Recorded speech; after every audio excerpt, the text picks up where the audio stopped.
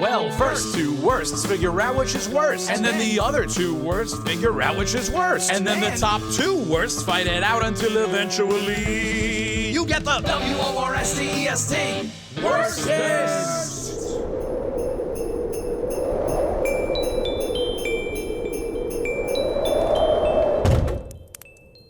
'Twas the night before Worstest's big Christmas spectacular. I'm sorry, I meant holiday. Still not used to this vernacular. The hosts were all freaking, all about to explode. They couldn't come up with a topic for the new episode. Filled with sadness, self-hatred, exasperation, and fear. Not to mention they'd just finished the last of the beer. I was done with my deliveries, off to surf down in Bimini, but had to make one last stop down the Worstest mansion chimney. The boys were pouring Lysol in a bottle of grape Fanta when they looked up at once and shrieked out, "It's Santa!" I said, "Hello, podcasters, get a grip on yourselves. You're panicking worse than a room full of elves." And don't get me started on the elves, whinins, and buzzins. That's what you get when the dating pool's cousins. But enough of my problems with complaints about labor.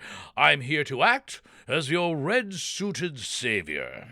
I'm gonna put you at ease, soothe you just like John Tesh. I'll suggest something like Worst Christmas or Holiday Special. What a perfect idea! Best thing I ever thought. But the boys still looked sad and so overwrought. The one with the glasses, I think he was slightly myopic, said we don't have enough time to now each choose a topic. My heart was breaking, seeing their sad little faces, so I started dealing out topics like a croupier on the take might deal out aces. To Scott, who loves a topic that's all weird and wonky, I give Nestor, the long-eared Christmas donkey. John, you like a challenge, so when you're up at bat, you get a Charlie Brown Christmas. Do something with that. Pete, you asked for a topic. Here's an Ogden Nash anther. You take A Very Pink Christmas, starring the Pink Panther. And Tim, you get the Star Wars Holiday Special, starring Chewbacca. That's as appetizing as some mashed pastinaca. That's a root vegetable, similar to a parsnip. The boys profusely thanked me, then began their research, preparing to laugh and to joke and besmirch. 'Twas the end of this Christmas Eve, now to prepare for another. I took a sip of that Fanta, then started to shudder. Next time I come back, I'll bring you some beer. But for now, Merry Christmas and a Happy New Year! And, try to get this episode out on time. My elvish ways are telling me you're not going to, but at least try to get it out by Valentine's Day. Santa believes in you. Santa believes in all of you. Merry Christmas, Happy Holidays, Happy Kwanzaa, Merry Hanukkah, Happy Winter Solstice, and whatever it is you guys are doing. I'm off to Bimini. Bye. Thank you, Santa. Thank you, Santa. Thank you, Santa Claus. This is the best Christmas present we could have ever gotten. Amazing. But you know what's going to be even better? The present that we give to everybody who's listening. Yeah. Our special, fantastic, worst holiday special episode. Woohoo! So well very- said. Right? Almost well said. Yeah. How Yes, bad can they be? Terrible. They are stew-erific. They are bad. But only one can be the worstest. That's true. We've had You will need spirits. I don't know where I was going with that. me neither. I hope that I don't know where I was going with that. Tim? Well, I think we should just get started. I think that's a perfect idea. There's so much crapitude for us to explore that we don't have much time. I don't think so. Should I start? Just like Santa, who only has the 12 hours of Christmas Eve, we only have but a few moments. Well, probably about an hour and a half, as Well, it usually works out. Yeah, about an hour and a half to capture several decades of ineptitude, holiday ineptitude. Well, Tim, I've done that all my life, so I'm sure we can do it in just an hour and a half. No doubt. Fantastic. Tim, take it away. Thank you, John. Once again, my name is Tim, and I am going to talk about the Star Wars Holiday Special. A notorious moment in the history of the Star Wars franchise. On Friday, November 17th, 1978, 1 week before Thanksgiving, CBS aired what would become, as I stated before, the most infamous moment in the Star Wars franchise, the Star Wars Holiday Special. Now, before I even get into it, I'd like to point out that I had to rewatch this travesty on YouTube just to refamiliarize myself with it. And I noticed that it was sponsored by General Motors. And you're going to love this slogan. This is about as insipid a slogan as GM has ever had. General Motors, people building transportation to serve people. That's it. I took a little screenshot of it to show you. Can you say that again? Yeah. People building transportation To serve people. To serve people. Yeah. How long did it take to come up with that one there? That is literally every single car, bus, truck company, train, You expect plane. to see it on an overhead projector or something. Johnson, do you have that slogan for the new Star Wars Holiday Christmas Special? Yeah, Mr. McIntyre. Sure, right here. Let's hear it. General Motors. People building transportation to serve people. Uh-huh. I love it, Johnson. Well, I suppose we do that, don't we? Well, being that we've hired only our nephews, that's the best I've heard. So I guess we'll go with it. We're going to run with it. All right. So CBS would scramble to air this television special because naturally at this point they are trying to capitalize on the immense popularity of Star Wars, which had been released, as many people know, in May of 1977, Right. to unprecedented excitement. Mm-hmm. So this is what, 1 or 2 years afterwards? This is about a year and a half. Oh my Yes, God. almost exactly a year and a half later. Naturally, Star Wars had broke all kinds of box office records. They had led the way with franchising toys. You know, George Lucas had famously opted for the rights to any kind of toys, which really hadn't been done at that point. And of course, you know, the Star Wars toys and every other merchandise that came out of Star Wars has made billions for the franchise. So CBS just cannot wait to get something together so they can air around the holidays to, you know, for the viewing public. What they put together is really something. Well, I'd say you have to see it to believe it, but it's really not worth seeing. What do you think happened in 77? Like, were they like, oh, darn, we missed it. We're really going to make it happen in 78. Well, I guess it probably was just too soon in November Yeah. of 77 to come out with it. So by the time But they we're really going to get it good in 78. Oh, well, they did. They Look did. out. Well, what's so remarkable about this is that virtually the entire cast of characters are there. Like, you have Mark Hamill as Luke Skywalker. Harrison Ford is on this episode as Han Solo. Gosh. Carrie Fisher is there. Alec Guinness, to his credit, is only there from a previous scene. So he's billed, but he never has to act in the episode. So it wasn't just his hologram? No, it's not his hologram. He's not a Force ghost, I don't think. Again, I haven't rewatched that part. But Alec Guinness is technically not in it.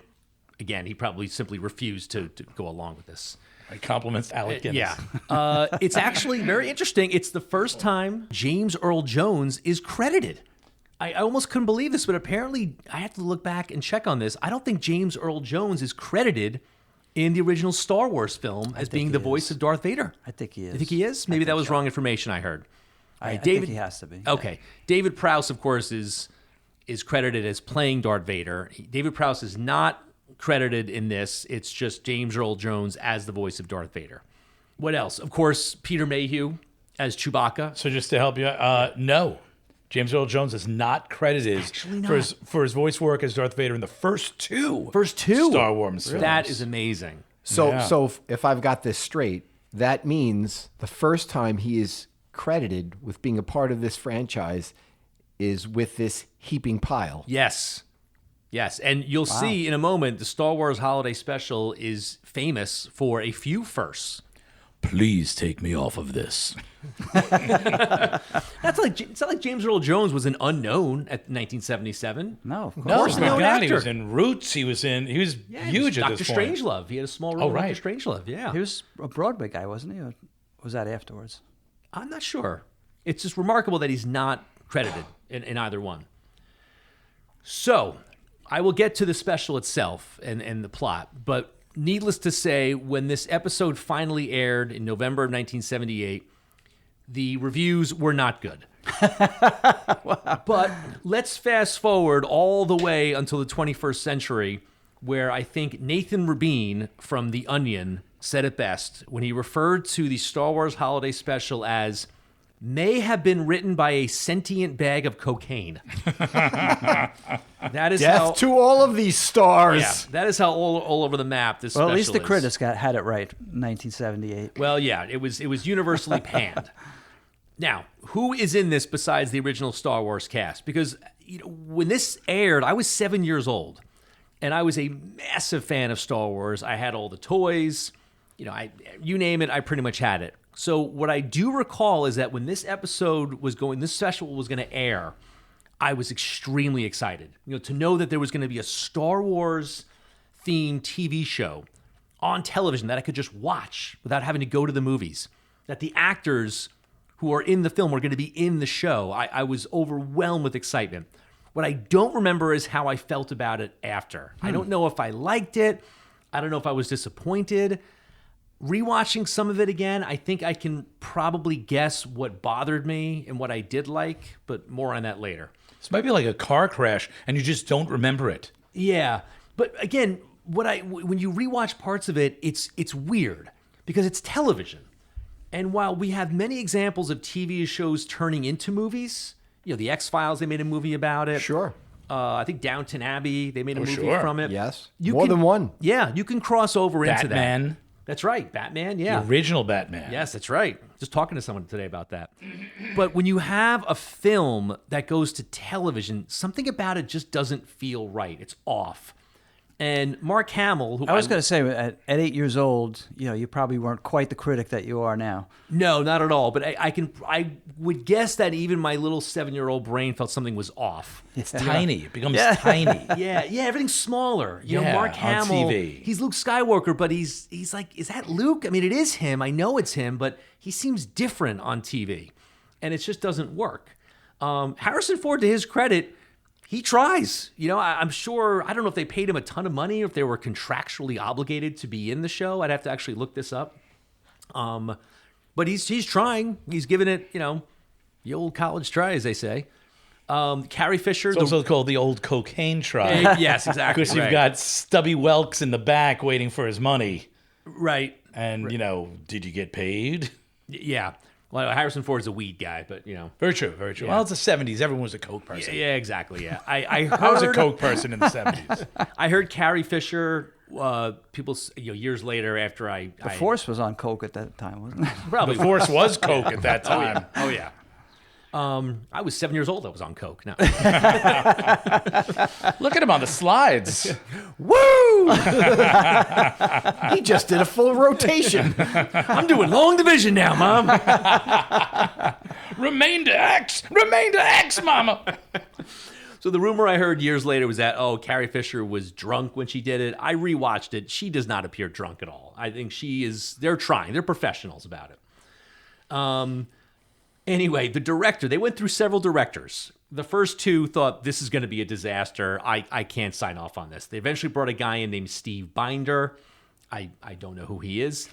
It's co-written by several people. One name stood out. Have you ever heard of a guy named Bruce Valanche? Oh my God. Isn't he like a movie reviewer, sort of celebrity? He's a big comedy writer. Yeah. And he was also the center. No, he was in the center square, but on the New Hollywood Squares. He was on the Yes. New Hollywood Squares, and he wrote tons of jokes for everybody. Is he a large gentleman? Yes. He's a guy, if you look him up, Scott, you will know exactly who he is by looking at him. reddish blonde, sort of hair, He's- big bushy beard. Yeah, big and, bushy and a beard. bob of a haircut. Yes. Yeah, he's kind of a round guy. He's Yeah. almost a round Yeah. shape. I like to think of it as heroically built, Yes. Well, or a friend of mine. As one would. as I do, as I am. if you see him, in fact, I should bring up a picture of him because a guy I work with is a massive Star Wars fan. And when What I did you say, a Bruce Valanche fan? no, Why? Love me some Bruce Valanche. and when I showed him a picture of Bruce Valanche, he goes, "Oh yeah, I know that guy, this guy right here." Yeah, that's him. And wow. he said he actually could be a real Star Wars person or yeah. character. He's in the bar. Yeah, like he could be someone who could appear He could in be Star the Queen Wars. Ewok. Yeah, as an actual Star Wars character. He looks like, who's the kid? Oh yeah, he looks Mason like Reese. Mason Reese. He looks right, like an Yes! adult He Mason Reese. looks like Mason Reese. Devilswood Ham? Underwood. Devil's Underwood. Ham. Yeah. Devil's Yeah. Ham. Yeah, good one. All right, so if you want to know who Bruce Valanche is, look him up. I guarantee you've seen his face before somewhere. Your coworker's like, I love getting the flu because it just means that I can watch more Bruce Valanche movies. So the only Star Wars actor who is not in it is Kenny Baker, who plays R2-D2. R2-D2 is in the special, but it's simply played as it's a radio controlled unit that they use. It's like a garbage can that they just push out onto the stage. More or less, right. What's his name? Anthony C-3PO. C-3PO Anthony Burgess? Or no, it's not. what's his last name? Anthony. Who wrote the Clockwork Orange, I think. Yeah, I can't remember his last name. Right now, people are screaming his name out listening to this. Of course, it's C-3PO. But it gets better when you find out who else is in this special. Because remember, this is the 70s, guys. And the heyday of the variety show was still riding high. Oh, I'm so excited. So this holiday special isn't just about Star Wars. It's a variety show starring, get this, Harvey Korman, B. Arthur, Yes, of lovely. course, B. Arthur. Art Carney, Nice. Diane Carroll, Gotta have Diane Carroll. and wait for it, Jefferson Starship. Wow. Because it's the 70s, right? And it's a starship. Guaranteed whoever got him didn't know, didn't know who Jefferson Starship was. And they just saw the name Starship. That sounds Star Warsy. Yeah, get them on. Yeah, exactly. right. They're all about space lasers and zipping and zapping and stuff. By the way, it's- One makes you smaller. Grace Slick is actually not part of the band at this point. Oh, She does not appear. She got in it. out, huh? No, and it's actually Marty Balin's last appearance with Jefferson Starship until he reunited with them in 1993. So that As is another Starship, right? Yes, Yeah, that is yeah. another infamous. Well, in this case, Marty Balin's last appearance with Jefferson Starship was in the Star Wars Holiday Special. Lucky him. Yeah, there's going to be a lot of that going forward. by the way, the actor is Anthony Daniels. Thank you, Anthony Daniels. Thank you. I was just thinking Anthony Davis, but that's a basketball player. That's Ann B. Davis, Alice from the Brady Bunch, who also appears in one scene. Yeah, right. I don't know what you Ewoks want to eat. And she slips on an egg and Well, I was going to cook Alice. Wookiee, but it's a little chewy, I heard.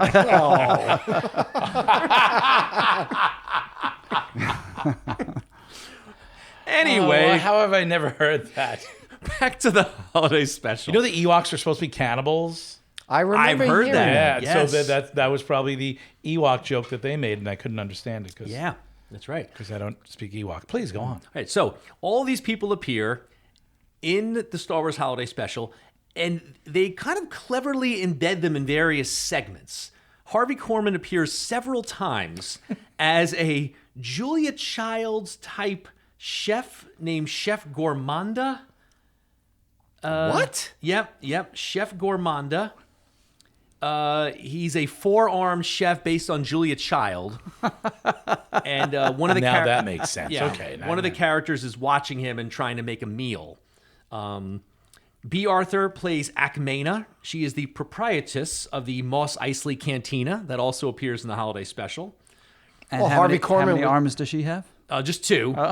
Harvey Korman also plays a barfly who is love struck, and he is in the scene with B. Arthur where he apparently drinks through a hole in his head while apparently hitting on B. Arthur. Well, B. Arthur speaks barbed little jabby lines with two very sharp tongues. I suppose so. I'd like to see that. Yeah, she I wanna sings. see She that. sings a song because remember this is a Well, variety show. it's a, so there's it's a songs kooky in show this. right there. Somebody's hitting on B. Arthur. Oh yeah, oh yeah. She actually sings a song called "Good Night but Not Goodbye," which is rather sweet, actually. In this show. In the show, yes, it's there's musical numbers in this show. Does the Star Wars Cantina bar accompany her on that song? They have to, right? I didn't watch it, so I'm not sure actually. Yeah, I'll more on that later, guys. Oh, I'm sorry. It is yes, sorry. It is set to the Cantina Band theme. Thank you very much. So apparently, the only song they know. Everyone can hear that. Everyone can hear that in their head right now. Oh my God. Thank you, and come back again. We want to see you here. Come back, and then I'm. Oh, Jesus, jingles. It's terrible. Surprised they didn't get what's her name? Diamonds are a girl's best friend. What's her name? Marilyn Monroe? No. Diamonds are a girl's best friend. That woman. Oh, Carol Channing? Carol Channing. Yeah. How did Carol Channing? Where was her agent in all this? Even her standards just too high. I suppose so. Right. Well, This just looks ridiculous. that's a great Ladies Carol and gentlemen, Channing. that's right. Thank you, ladies and gentlemen. That's a fantastic Carol Hey, Channing. that's why we connect to the kids, because I can do Carol Channing impersonation. Our one octogenarian fan Yes. is laughing right now, John. I love this show. They all go crazy over Carol. If Channing. only Harvey Korman was on this podcast. All right, but on to the plot. Are you ready for the plot? I cannot Oh my wait. God, there's Okay. more. The plot centers around the Wookiees, right? The Wookiees. Chewbacca, of course, is a Wookiee, and The Wookieest. it's the Wookiee So Christmas does the special. musical numbers fit into the plot? They do. And I'm going to explain. So the Okay. plot itself is about Han Solo and Chewbacca trying to get back home to Chewbacca's home planet of Kashyyyk, Kashyyyk. spelled Kashyyk. So I don't know if I'm pronouncing that. How out of space. Too Kashyyyk wise. or Kashyyyk, right? We're gonna say Kashyyyk. I'm gonna go with that. All right, good. And because on the planet of Kashyyyk, they are celebrating Life Day, a very important holiday in the Wookiee calendar. Was Life Day named by the same executive who came up with GM's slogan? It's entirely possible. We'll just have a Life Day. So the show begins with the Millennium Falcon flying through the galaxy, and Han Solo bickering with Chewbacca about this is too dangerous. I got to turn back. Now, are they actually doing graphics like it looks like Oh, it Star does. Wars movies? It looks like Star Wars. They have the hyperspace. Oh, They have wow. the asteroids. Yeah. Okay. And Han says, I got to go back. This is too dangerous. And Chewie is growling at him. Han, of course, speaks fluent Wookiee. So he's translating for us by saying, look, I know it's Life Day. I know it's an important holiday. He said, all right, you convinced me. So he decides to go forward into hyperspace. But they are also being pursued by the Empire. There is an Imperial blockade going on. So Han and Chewie Because have they're to- trying to celebrate anti-Life Day. Exactly. Yes. The Empire was nothing to do with Life Day. So, Darth Vader won't let them celebrate Wookiee Christmas. that might be the worst thing Darth Vader ever did. All the terrible things. This is essentially Wookiee Christmas. Right?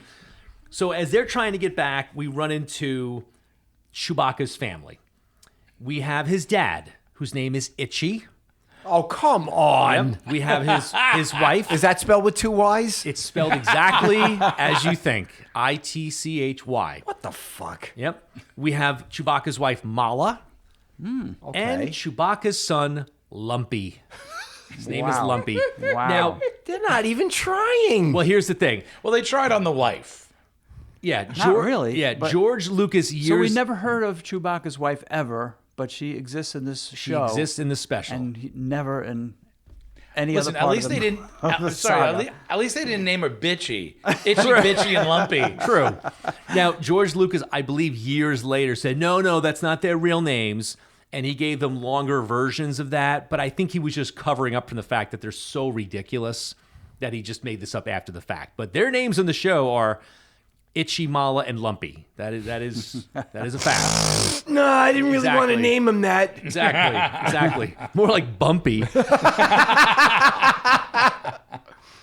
So they're being pursued by the Empire. We switch back to where they live in their Wookiee home in the sky. And Lumpy is basically trying to track Han and Chewie on his computer. He can't quite get to them. Mala is trying to cook a Life Day meal. That's why she's watching Harvey Korman in his forearms. As one does. One does. Itchy. Oh, this is great. You'll love this. Itchy, Chewbacca's dad. We don't know if Chewbacca's He's mom's trying to unclog the toilet. No, it's even better than that. Itchy, apparently Chewbacca's mom is not around because Itchy is watching Diane Carroll on a virtual reality machine. And she actually tells Chewbacca's father, Itchy, that she is, quote, his fantasy and suggestively invites him to, quote, experience her. This is way ahead of its time, isn't it? What? Basically, Diane Carroll is like an AI sex bot, I think. And Itchy... I've always said that about Diane Carroll. And Itchy is watching this, and I guess she's singing a song called This Minute Now, which is probably all it takes Itchy. This minute now! Exactly. Is it also to the same tune as the Star Wars saloon band? I can't This confirm minute, that. now come on over. Hey there, Richie. Bum, bum, bum, bum, bum, bum. Well, looks like you're all finished. Bum, bum, bum, bum, bum, bum. Leave your check at the doorstep. Why do I now feel itchy? Here's a question. Is anyone wearing clothes? The Wookiees don't wear clothes. They are very hairy. But they're all wearing their regular Star Wars clothes. Han Solo wears his white shirt and his black vest. Luke is wearing the yellow jacket that I believe we see in Empire Strikes Back. In fact, there's a lot of foreshadowing of Empire Strikes Back. And that's probably a good time to mention right now that what the Star Wars Holiday Special might be most famous for is the very first appearance of Boba Fett.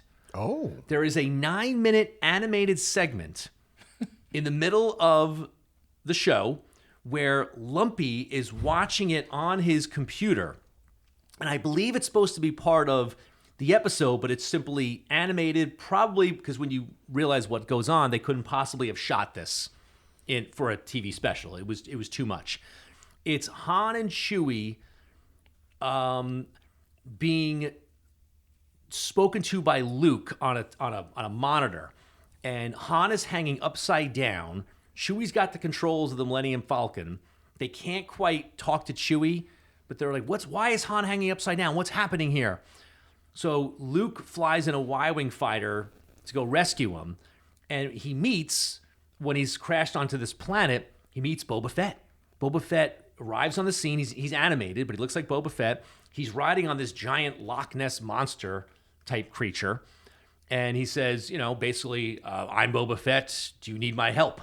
So he's posing as a guy who's trying to help Luke, but he's actually working for the Empire. He's working secretly for Darth Vader. And when So if you watch the Holiday Life Day special, that was literally giving away what the Empire Strikes Back was going to happen. Yeah. It's Boba Fett's first appearance, and they model his costume in Empire Strikes Back 2 years later on this cartoon. And when you watch it, I'm watching this segment. I watched the whole 9 minutes, and I'm thinking to myself, am I crazy or is this not terrible? So I read the YouTube comments, and sure enough, all the Star Wars fans are saying, this is pretty good. The animation is classic late 70s, but the guy who voices Boba Fett is fantastic. And everyone says Boba Fett is real badass in this. The voice is great. They should have used this guy later on. So I looked it up. The voice of Boba Fett is not credited in the special, but on the Star Wars official website, the credit for his voice is a guy named Don Franks, who was a Canadian voiceover actor. Yeah, I know that. He does Boba Fett's voice, and he's really good. So basically, the 9-minute segment focuses on Han and Chewie trying to get a talisman, and the talisman is supposed to make you invisible, but instead it leads to a sleeping sickness for all humans. And the only way for the human not to die is to hang upside down with their head upside down. So Chewie is wise enough to know this. So he's trying to help Han. He's trying to help Han, and that's why the name of this segment's called The Faithful Wookiee. So Chewie is trying to help Chewbacca, not hurt him. When Luke shows up, he gets wind of the talisman. He passes out. They have to hang him upside down. That's when Boba Fett gets exposed by R2-D2, who can kind of who knows something's wrong, and Chewie doesn't trust Boba Fett. And when Boba Fett leaves, they say, Chewie, how did you know Boba Fett was no good? And Chewie growls, and C-3PO has to translate, he just didn't smell right. That was Chewie's answer. And, of course, Boba Fett would go on to become one of the more famous secondary characters. The show The Mandalorian, of course, is based on him. Sure is. And Arguably, he might be the most popular character He is. in Star Wars. He is. And fans always complain he's not given enough dialogue in the episodes, in Empire Strikes Back or Return of the Jedi. But in Maybe this, because he just doesn't smell right. possibly, but he's given a lot of dialogue in this, and it's pretty well written. Again, the voiceover by Don Franks is terrific. The 9-minute segment might be worth watching. Do you think that they had a budget to do an entire animated special, and then they just did so much cocaine that they got the 9 minutes done and said, "Oh shit, we need to have another." It's an hour long, right? It's 71 minutes. It's a 98-minute special. So they did 98 minutes. So they did 8 minutes of animation. Oh shit, we sniffed up all the budget. Let's get $48 together. B. Arthur owes me a favor. I'll call her up and we'll do something on stage. Yeah. And we'll bring in Harvey Korman. Does anyone know Carol Channing? No? All right, then we'll just do it without Carol Channing. It's entirely possible. Anything's possible with It this. sounds exactly how it should be. So I'll wrap it up. Long story short, they get back to the Wookiees' home planet of Kashyyyk. The stormtroopers show up to the Wookiees' home. I think Han Solo shoots them dead, or one of them is fooled and tricked into falling off this gigantic, precipice off the Wookiee home into the oblivion. And they celebrate Life Day, and they live happily ever after. It sounds like something when you babysit your 8-year-old nephew and he just starts telling a story. Yes. And like every sentence has an and then between it. Yep. That's exactly what this sounds. And then they fell off, and then they went, and then they had Life Day, and then they were upside down and then the upside down happened, but everyone knew they were upside down. So he was upside down, and he was upside down, and he was upside down, and then C-3PO, he knew, and That's basically it. Yeah. and then you put them to sleep. It's kind of also how cocaine works. Exactly how cocaine works. I've never done cocaine, but I've heard that it's sort of I did insane once, like that. and I gave it all to Carol Channing, oh, that's nice. and I didn't get any myself. Very nice. She is like that. So- So does this actually tie into Christmas in any way? Well, it's a holiday special, and it aired before Thanksgiving. Right. So I'm going to tie it in that way. And the reason I okay. think it's the worst, this is, again, I've gone on for a while now. We all have, Tim. It's not just you.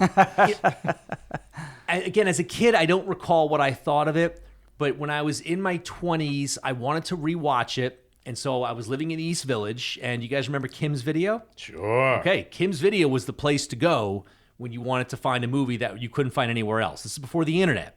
So if you wanted to watch the Star Wars holiday special, you had to know someone with a bootleg copy, or you went to Kim's Video. I walked in, and I said, hey, do you have the Star Wars holiday special? And of course, the Kim's Video employees had seen it all, kind of rolled his eyes and went, yeah. Really? Yeah, we got Another that. one? And I said, well, I hear, I haven't seen it since I was a kid. I hear it's so bad it's good. He goes, nah, man, it's just bad. So, well, let me get it anyway. So I went home, I watched it, and he's right. I couldn't even get through it all. It's just bad. It's unwatchable. Other than the animated segment, which is not bad at all and actually pretty good, it's dull. The Wookiees are talking to each other in Wookiee, and there's no subtitles. The acting, other than maybe Harrison Ford, is totally wooden. It's just bad. It's an unwatchable program. The variety show acts are just silly and dated, and it's way too long. Again, it's an unwatchable pile. But how was Harvey Korman's food? How was that? We'll never know that, Scott. We'll never know.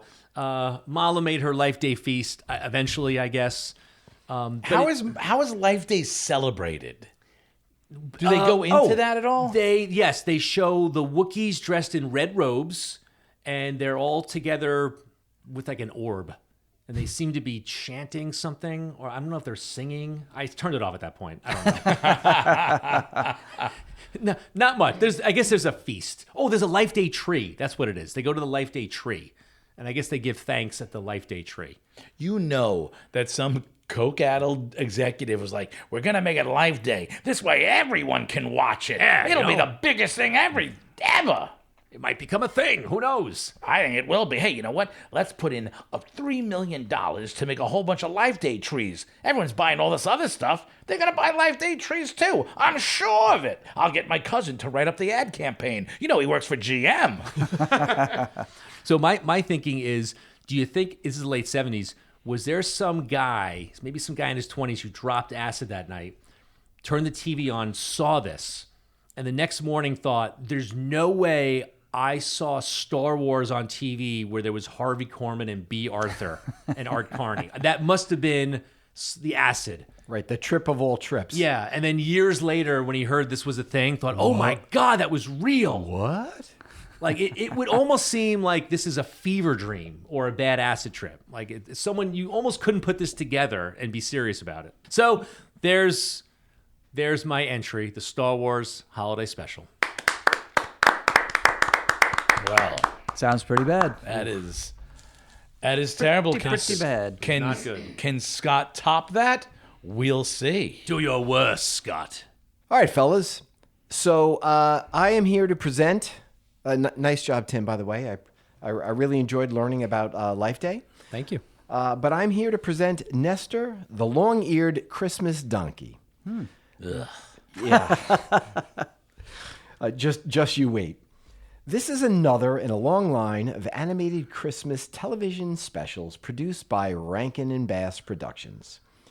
It premiered on an opposing network, ABC, on December 3rd, 1977.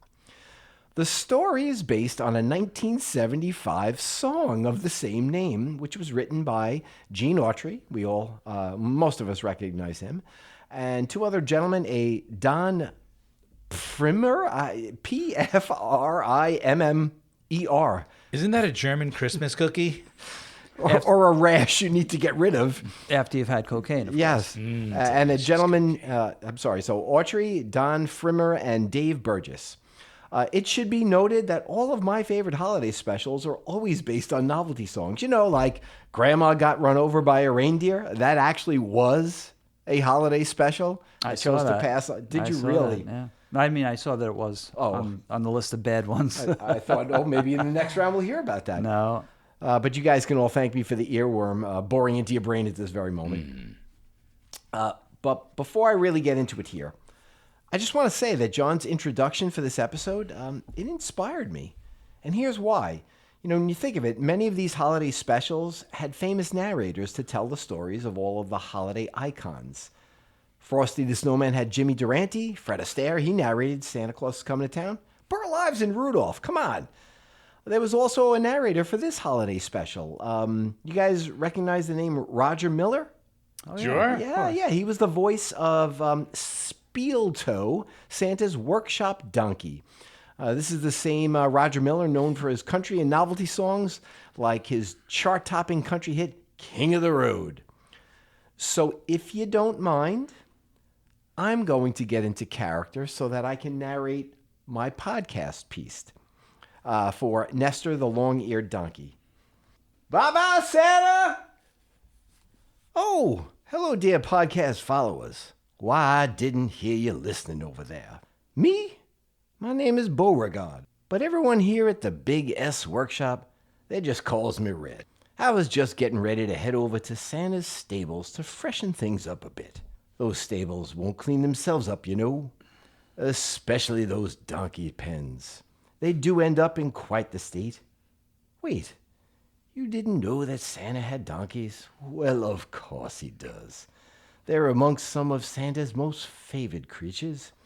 As a matter of fact, the very first donkey Santa ever invited up to the North Pole was Nestor. Nestor the Long-Eared Donkey. What's that you say? You don't know about Nestor and his tale of exceptional woe? Well, no holiday special would be complete without a little Christmas tragedy, right? Why don't you all just gather round and let me tell you the story of this revered Equus africanus asinus. That's a donkey to you and me. In Nesta, the long-eared Christmas donkey, we see Spieltoe. He's a donkey too. And Spieltoe appears to be another one of Santa's serfs, performing important duties like pulling around a snowplow. That must be easy work up at the North Pole. And also hauling toy carts back and forth between any number of Santa's fulfillment centers. Spieltoe begins to show viewers around the reindeer stables. He then stops to groan about the shoddy work of Santa's elves because they didn't make the donkey in the stable's manger scene have long enough ears, just like Nesta. You see, in this Christmas special, Nesta plays a central role related to the birth of baby Jesus. Spieltoe does appear perturbed because Nesta is not being properly regarded even in his own holiday show. That's what makes it quite surprising when he launches into a song about everyone's favorite reindeer, Rudolph. Exactly. That's so interesting, children, isn't it? Now, to be fair, Spieltoe is actually singing a song about Nestor. But it does seem clear that the decision makers at Rankin and Bass understood that it was important to bring out a proper holiday star like Rudolph to introduce Nestor, the less well-known donkey. Well, as the story goes, Nestor's tale goes back to the days of the Roman Empire. Can you say religious persecution, children? Nestor lived with his mother on a farm with a horribly hunchbacked man named Olaf, the donkey breeder. Oddly enough, he sounds very much like the Burgermeister Meisterburger from Santa Claus is Coming to Town. Anywho, first words Olaf speaks to Nestor, they are a bit sharp. He gruffly states, "Oh, no food for you, long ears. You don't earn your keep. Always tripping over your ears and smashing things. He seems rather dour, doesn't he? I bet he'll brighten up soon, though. Let's continue, shall we?" Olaf feeds his mother, who of course maintains her calm and loving demeanor and shares her oats with Nestor. That's nice. And we see Nestor trip over his ears as he attempts to eat. He's a darling, isn't he? Spieltoe breaks into song singing, "Nestor was a donkey who seldom laughed or played, 'cause no one ever used him in the stable where he stayed. And all the others teased him, the other donkeys too. They said, 'Look at little old Nestor, there's nothing he can do. Look at little Nestor, he's got ears that drag the ground.' They whispered as they mocked him, and he heard every sound, 'cause of the big ears. Nestor's heart was broken, and his eyes were full of tears.' I'm already cheered up. If there was only something he could do about his ears." During this song break, the Rankin and Bass producers display a gentle touch as they show all the farm creatures gawking at and teasing Nestor. His mother comes out to protect and comfort him, and Nestor trips on his ears while attempting to enter her warm, motherly embrace. Cut to the stable animals holding a winter solstice celebration on a very cold night indeed, where Nestor is treated nicely by all. What a surprise. His mother gave him a gift as well, an old pair of stockings that Olaf, the donkey breeder's wife, threw out. Nestor promptly puts them on his very long ears to keep them warm. He then exclaims, "This is the best day ever. I'll never forget it." Truer words have never been spoken. This long-eared creature has no idea how right he will be. When the stable celebration ends, all of the creatures go to sleep. Suddenly, out of nowhere, the stable doors burst open, and there are Roman soldiers standing there demanding to be shown donkeys to be taken back to the emperor. Olaf shows the soldiers a few donkeys, but now he sees the opportunity to rid himself of Nestor. These soldiers pay Olaf for his beasts of burden, but when Nestor realizes that he is about to be separated from his mama, he runs back to her pen. One soldier grabs him by the ears and discovers that Nestor is misshapen. He's an imperfect misfit. The soldier scolds Olaf for trying to cheat the emperor. slugs them good, and then takes all of the donkeys he wants, throwing Nestor back at Olaf. Oh, I'm sorry. I didn't see your hand up in the air, John. Do you have a question? So, Olaf is so upset that his scheme to offload Nestor as damaged goods to the local despot goes awry, he realizes the ill of his ways and makes amends to Nestor and his dear, caring mother, and they live happily ever after? Well, that's a good question, son. Olaf says to Nestor the following. Look at what you done to me. And he throws Nestor clear across the stable by his ears into a wooden tub filled with oats. Olaf then once again lifts Nestor up by his ears and growls, I don't give a hoot. If this storm freezes you, get out and never come back. Then he heaves Nestor up into the air in a manner, if I might say, that would make Aaron Rodgers jealous. Nestor lands in some trees before crashing to the ground with snow falling upon him. Then he immediately calls out, Mama! So no, John, Olaf apparently didn't see the error in his ways. I hate Olaf. Now, back at the stable, Nestor's mother tussles with Olaf and bursts out of the barn to search for her banished son. While struggling through this bitter storm, she's calling out his name. We then see this unusual-looking mound of snow when suddenly 2 oversized ears come popping out. Mother and son have found each other. Nestor mentions that he's so cold. His mother responds in the most comforting and least foreshadowing way when she says, Now we must be brave. Remember that. Whatever happens, you must be brave. Yes, what is it, Tim? Oh, thank heavens. So then Nestor and his mum quickly find a cabin in the woods where a kindly old couple live that has a roaring fireplace and plenty of blankets to get them warm and lots of donkey food to eat. Well, now that would have been a nice narrative turn to take, wouldn't it, Tim? No, I'm afraid things, well, they're about to get a bit more challenging at this point for Nestor. You see, there was no warm and inviting cabin in the woods. There were only freezing temperatures for as far as the eyes could see. And this black-hooded fellow off in the distance holding the sickle. So Is that really in it? Okay. No, it ain't. Red just shook his head at me. So they find themselves a spot next to a rocky outcropping where Nestor's mom digs away at the snow to expose the grassy ground underneath. She tells Nestor to lie down, and then she gets on top of him and covers him with her body. Oh, boy. Now there is a quick cut. We now see a beautiful winter wonderland scene. It's the next morning. Thank heavens. We hear birds playfully chirping and stirring swells of music. Spielto narrates, by the morning, the storm had gone. As savagery often does, it left beauty in its wake. Then the camera pans in. We see Nestor, who is sitting face forward in the snow, and he is all teary-eyed and sniffling. What can that be about?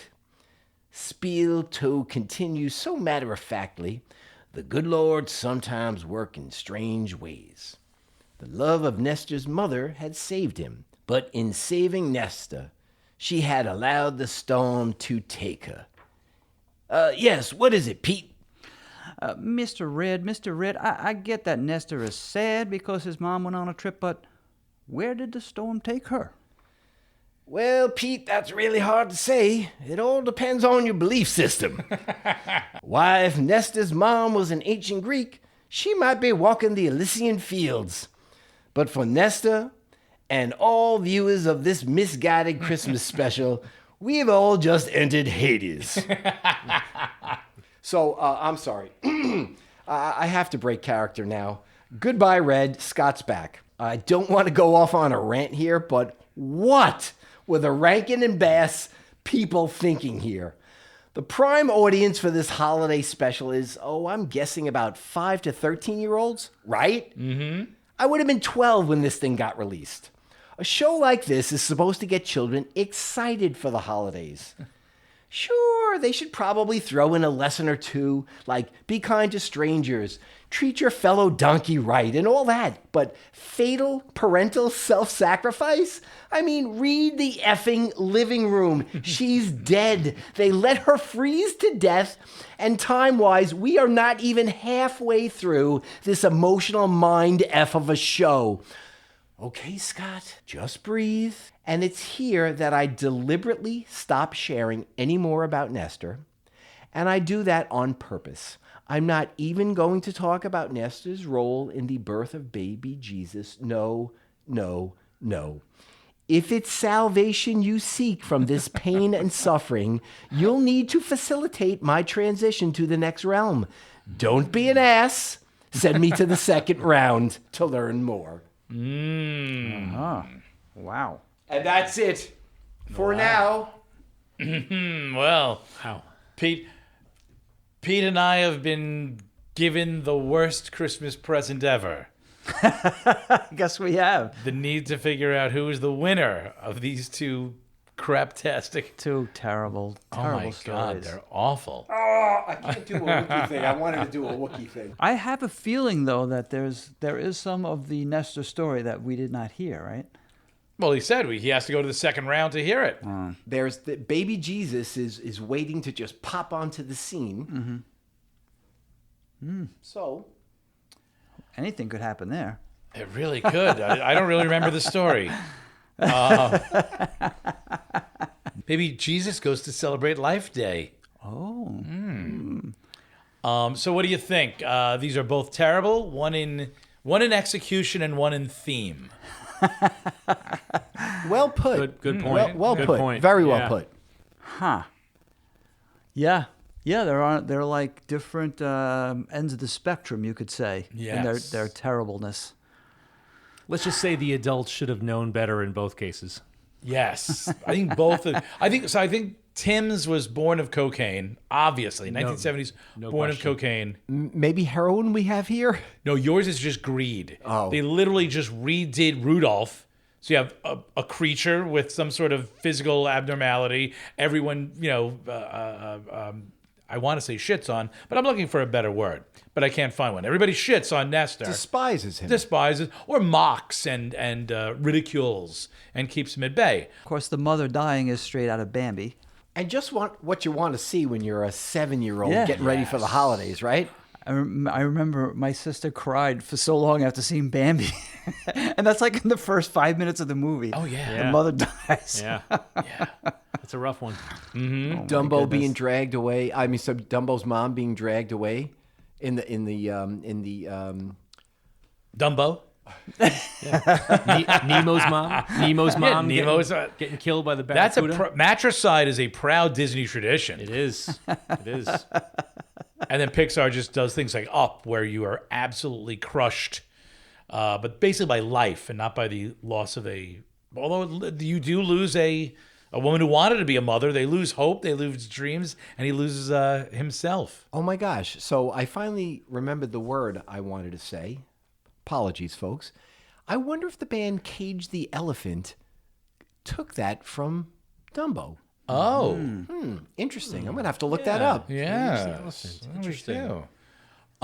Cage, that was the word I couldn't remember. Well, So we anyway- are caged in our need are. to. The only way to escape this cage, Pete, is to come up with a winner. This is a very difficult one. Well, the only What are your thing that thoughts? I started thinking upon all this reflection is that Scott's, long-eared donkey story does seem to be based on a lot of cliched themes that we have heard in the past, and I think that Tim's really, they really demonstrated very impressive creativity in the different ways that they could make crap out of, like, from different areas that we really haven't seen before. It seems like a new adventure in crapness. Like it's Alien.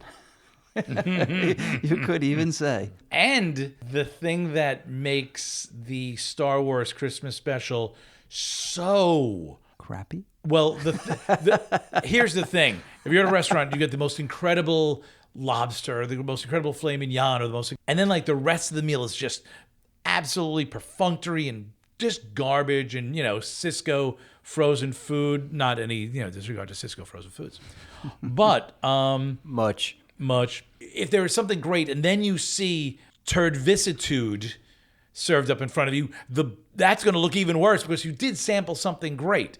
And in Tim's case, there was this great Boba Fett cartoon, this thing that became canon in the Star Wars Universe mythology. Mm-hmm. And then with Scott's, although this is bad, it's bad, but it's all bad. Mm-hmm. So, what are you leaning towards? I do. I do lean towards Tim's exposition of the crappiness of the Star Wars nonsense. Let's just call it. Mm-hmm. For that reason, and for its and you're right. It's also it's got a little bit of garbage sprinkled in all sorts of different, unique, and creative ways that are really inspiring. Yeah, the only two good things about it, are that the Boba Fett cartoon and the fact that James Earl Jones finally got some credit for what he was doing, where there's nothing good about Nestor except for Red's fantastic delivery of the story. So I think we're getting to be in a place of agreement where we both agree that the Star Wars holiday special is going to win the first round? I do. It's obviously, as always, a very tight race here, but I do lean in that direction. Mm-hmm. Mm-hmm. Well, for those, Scott, I appreciate it, and I appreciate your holding back on the second half. Of course, if you're a Patreon subscriber, you can hear the rest. Fear not, ye Patreon subscribers. That's right. So may I just add, Life Day dealt Nestor another death blow. Took his mother, took all hope, took his ability to advance to the next round. That is some hard grizzle to chew. Oh, Red, I'm so sorry. And with that, Nestor had to go goodbye.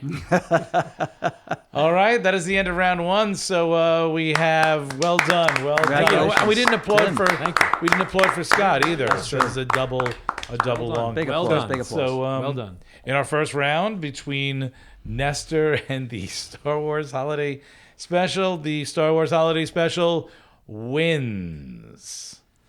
It's so bad. If you can call it that. Let's listen to some. Call that winning. Well, yeah. Well, they won. We all lost. Well, yeah, right. Everyone who ever watched it, even the clerks at Kim's Underground Video, lost.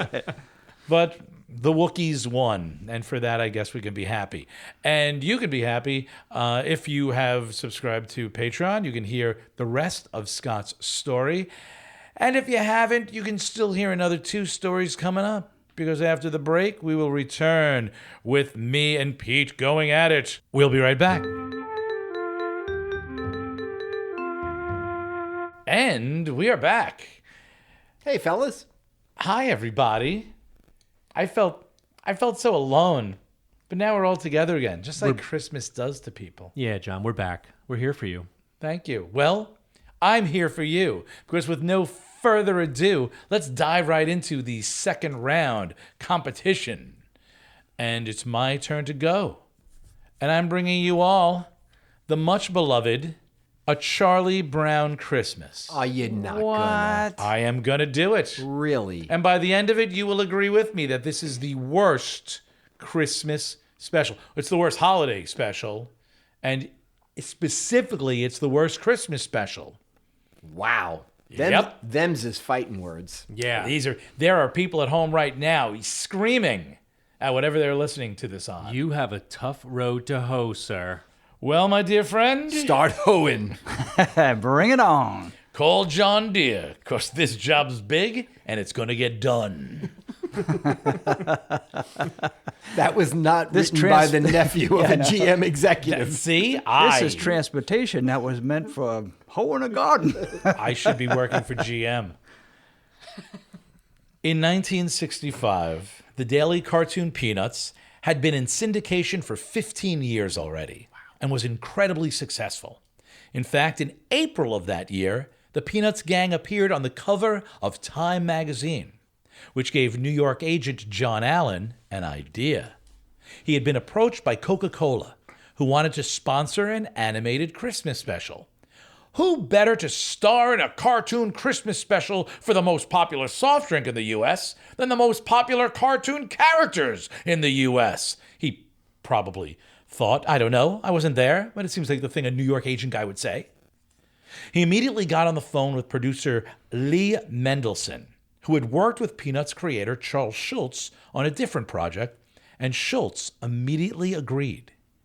With a maddeningly tight schedule, 5 days to come up with a pitch to Coca-Cola, which was obviously accepted, and then less than 6 months to complete the entire project, they went on to create one of the most singular and groundbreaking Christmas specials for not only its time, but even for today.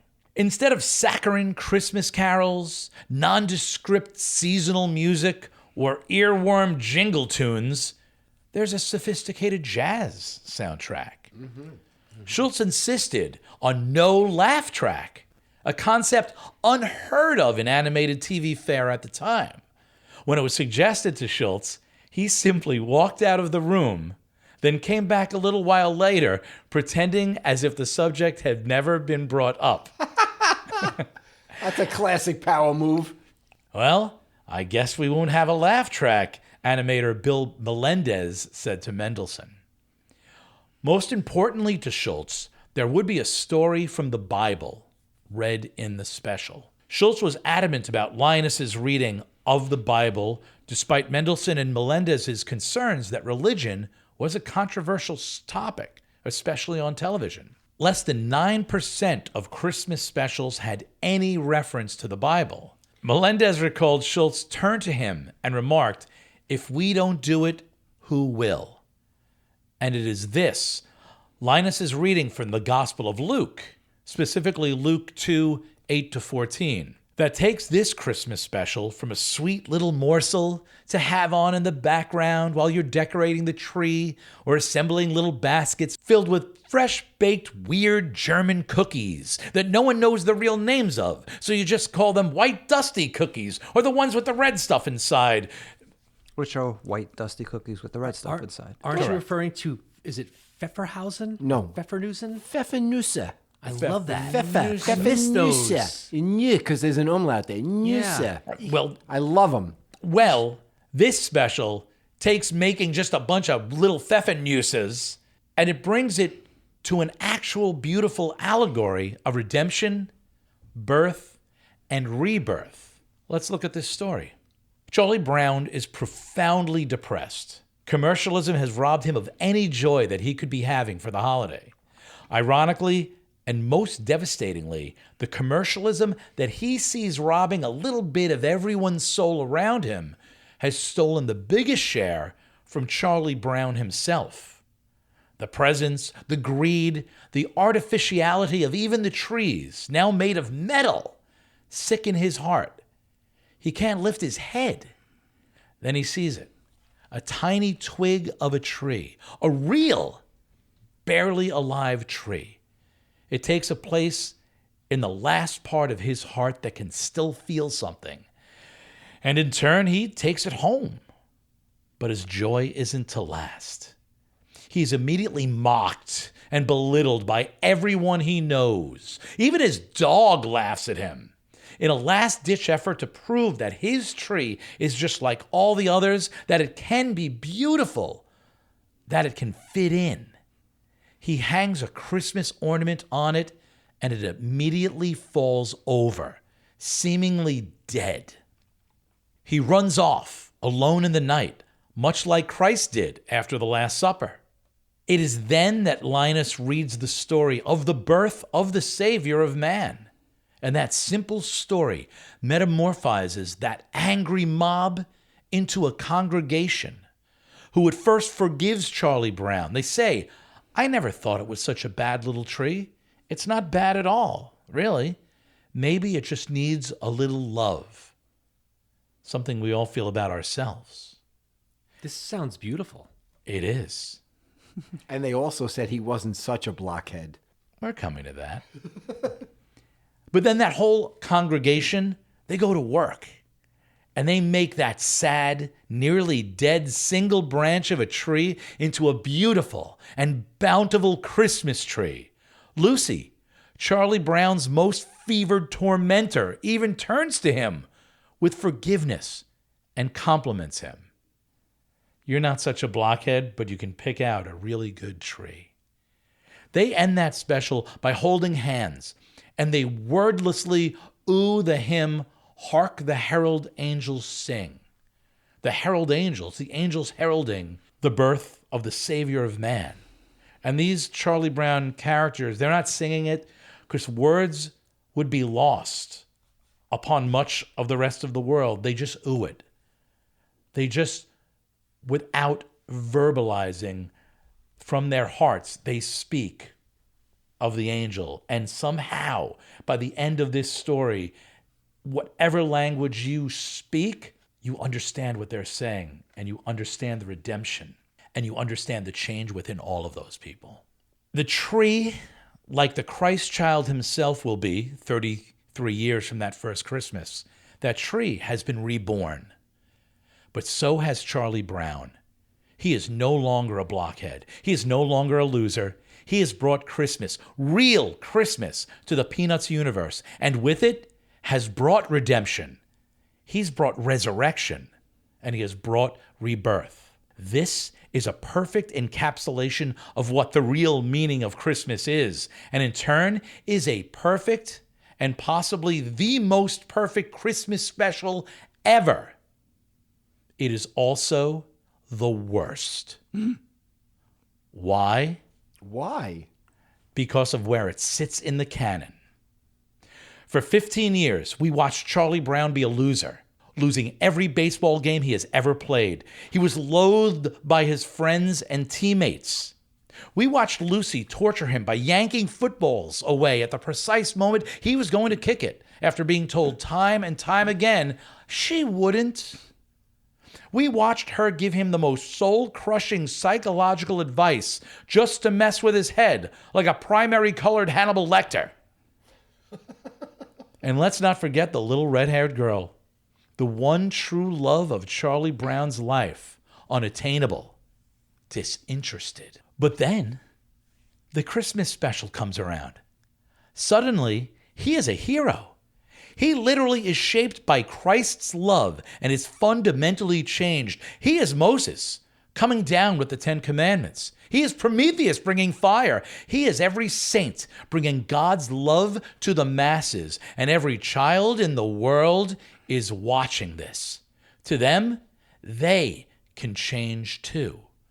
Whatever their low lot in life is, whether it be social, fiscal, health-wise, they can change. There is redemption for all until the next day, when they turn to the comic section, and at the top of the page is Peanuts.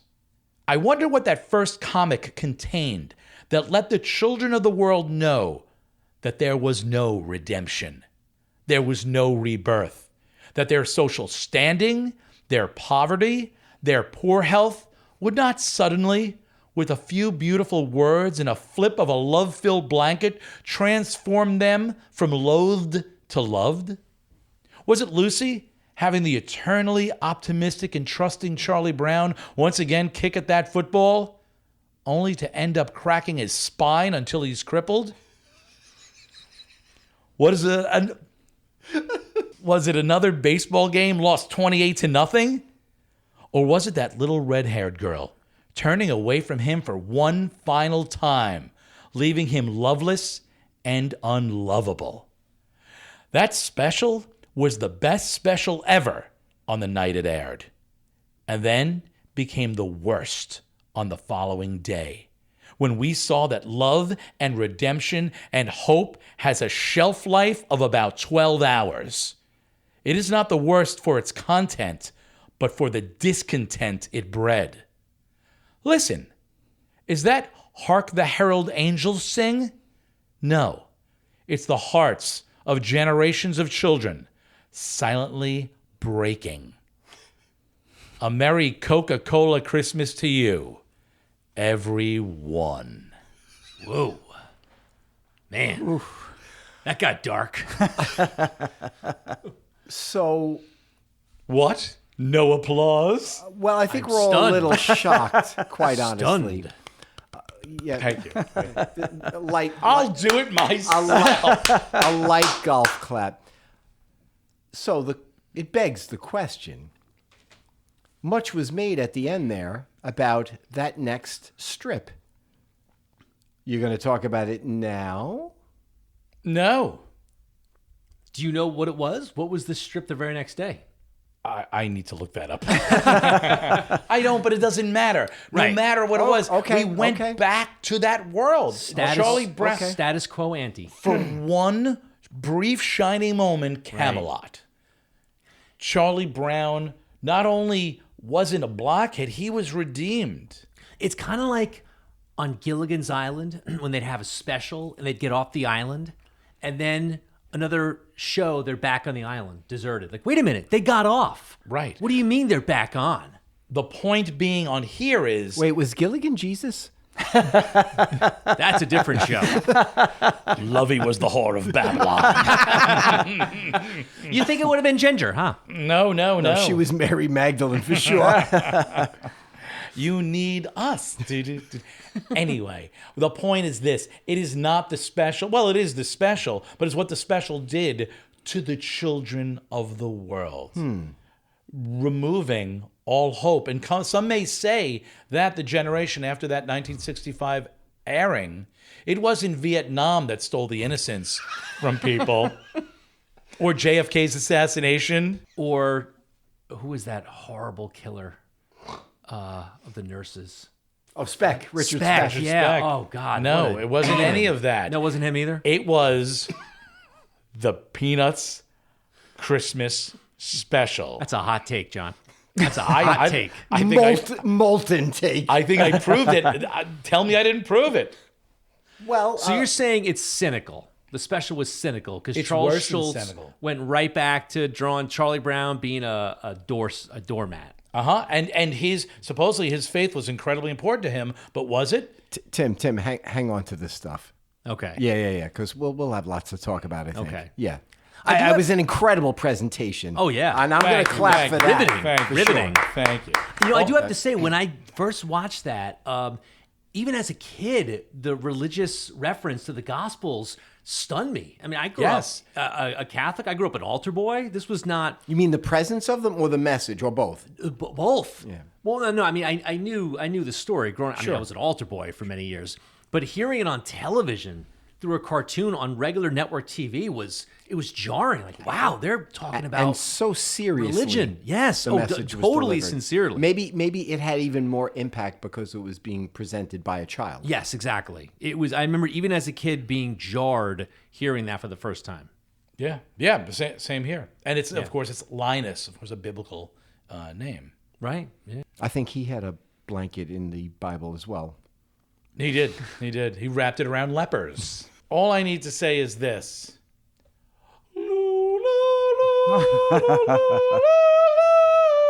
That's pretty good. Right? All right. That was good. I should have saved that for the second half. Well, John, we are We're three-quarters stunned. of the way through. Yes. Stunned. Shocked and stunned. We are. All right, moving on to me. Episode number 4 of 4. And I bring to you, and this is Pete, folks, out there. I bring to you the Pink Panther in A Pink Christmas. Released December 7th, 1978. So we have 3 of us within about, 77, yeah. And within 12 months. Yours is 13 the months, yeah. youngest of Cocaine's a hell of a drug. So this is, wow, yeah, so this is the most recent of them, huh? Let it snow, let it snow, let it snow indeed. Okay, well, a little introduction. First of all, the Pink Panther was originally part of the intro scenes to the 1963 Pink Panther movie featuring Peter Sellers as Jacques Rousseau, who you love, I know, Mr. Dorset, but was then released as movie shorts beginning in 1964. The first release, The Pink Think, P-H-I-N-K, was well-loved and went on to win an Academy Award after its release. And in 1969, the regular Pink Panther show, as we might know it, was released for television. This particular show takes inspiration from the original short story by O. Henry, The Cop and the Anthem, which I have not read. But I'm hoping that it was a little more uplifting than this special, which is overall not. Do I need to remind you that Christmas specials are supposed to be at least a little uplifting?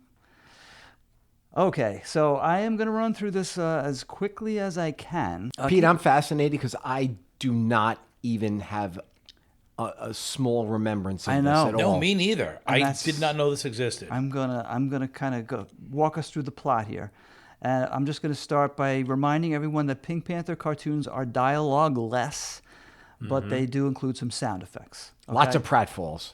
So here we go. Children in a city singing a song, building snowman, looking in picture windows, bells ringing, votive candles burning. Segue to the Pink Panther lying on a snow-covered park bench with him under the snow.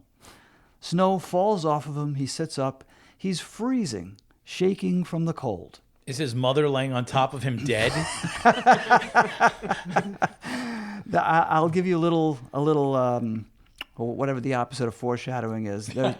There's no mother in this cartoon. So he has a can of peas. He turns it upside down. There's only one pea in it. A small bird above sees it, swoops down, walks down the Pink Panther's nose, takes the pea, and flies off. I mean, that wouldn't have done much for him anyway. To be perfectly honest. It's a meal for a bird, but for a Pink Exactly. Panther? The greater good. I can almost hear Richard Attenborough narrating over this scene.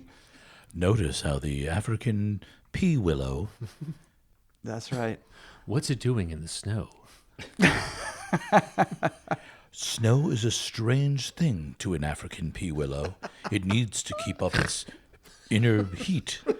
You guys are going to find all the flaws in this good. great show. Very good. Sorry, Pete, continue, Here he please. goes. He starts walking, kicking small piles of snow.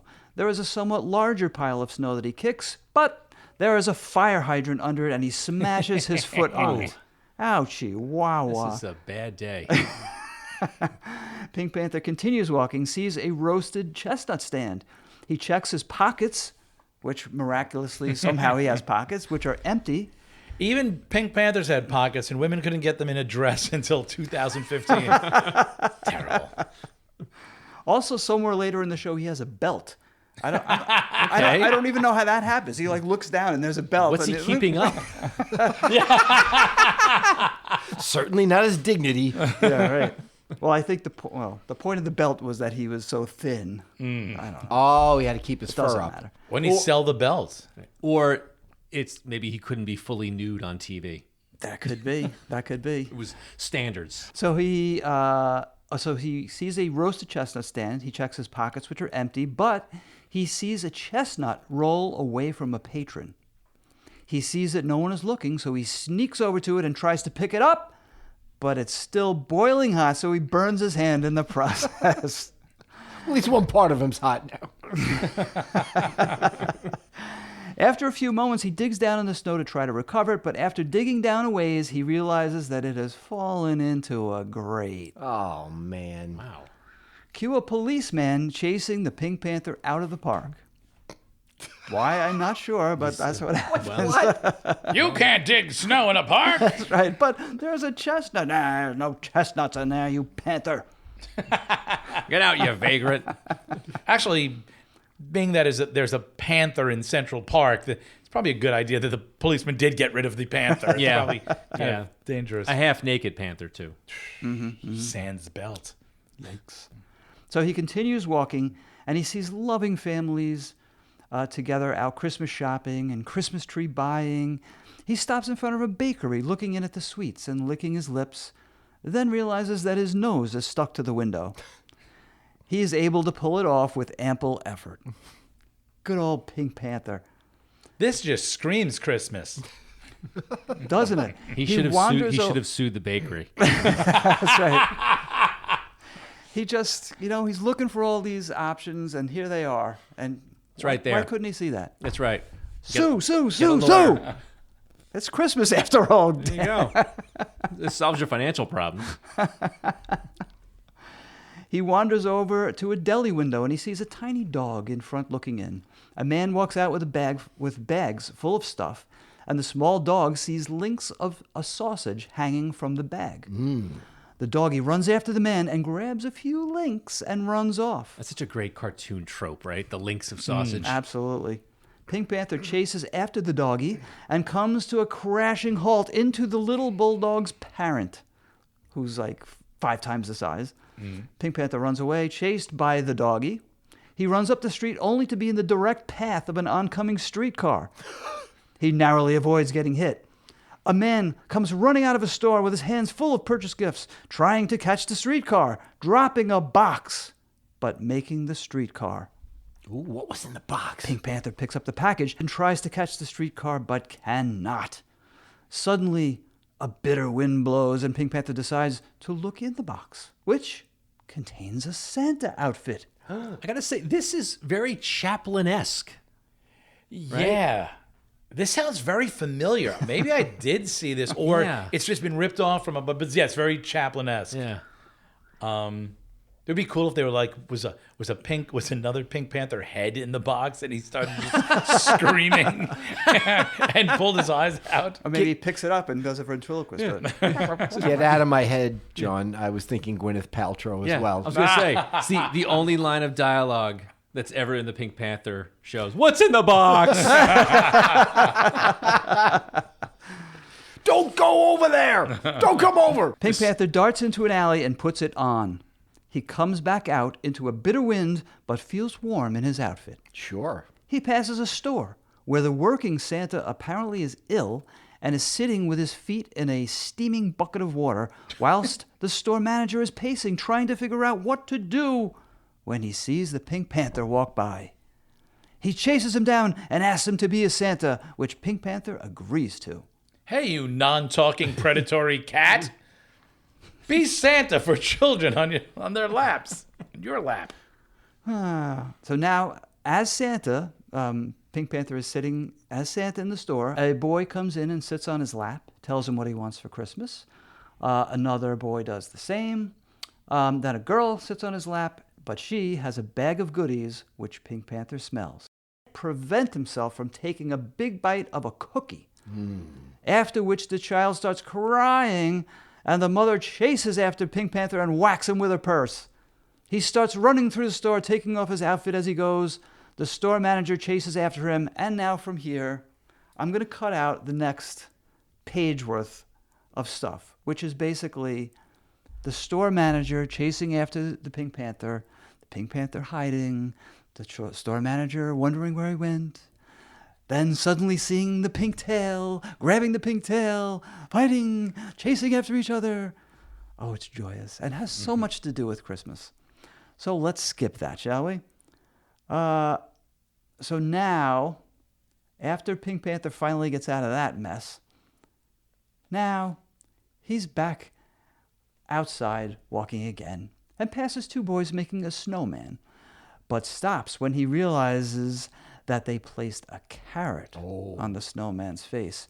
He walks back and snatches the nose off. As he is about to put it in his mouth, one of the boys starts crying. Pink Panther attempts to run away, but he's on a sheet of ice, and though his legs are moving, he is not moving. I've never seen that in a cartoon. Who would have thought of that?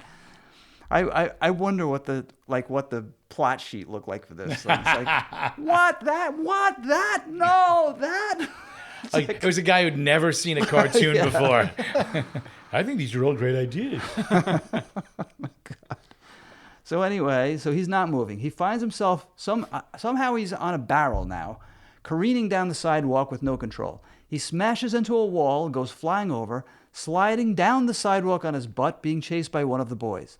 He stops as he comes to a policeman who grabs Pink Panther by the tail as the boy catches up and tells the policeman about the Pink Panther's thievery. You know, if someone just got this guy a sandwich, Really? all end.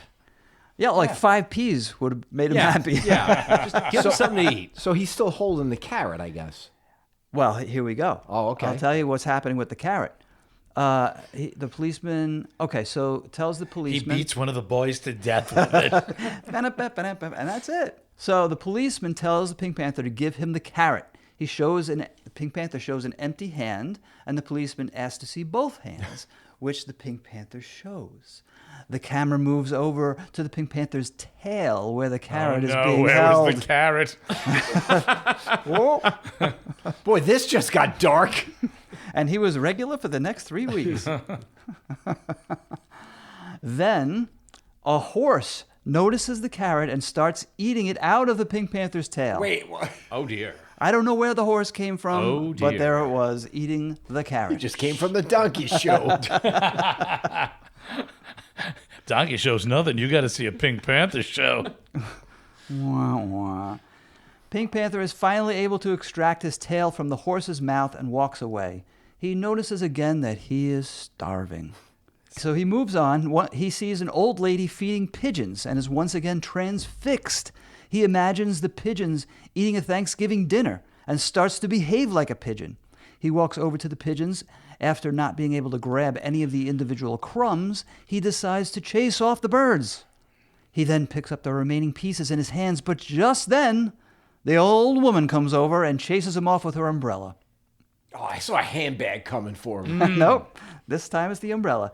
Pink Panther then finds himself under a tree, which is dripping on him. He steps out of the way, and a giant glop of snow falls on him.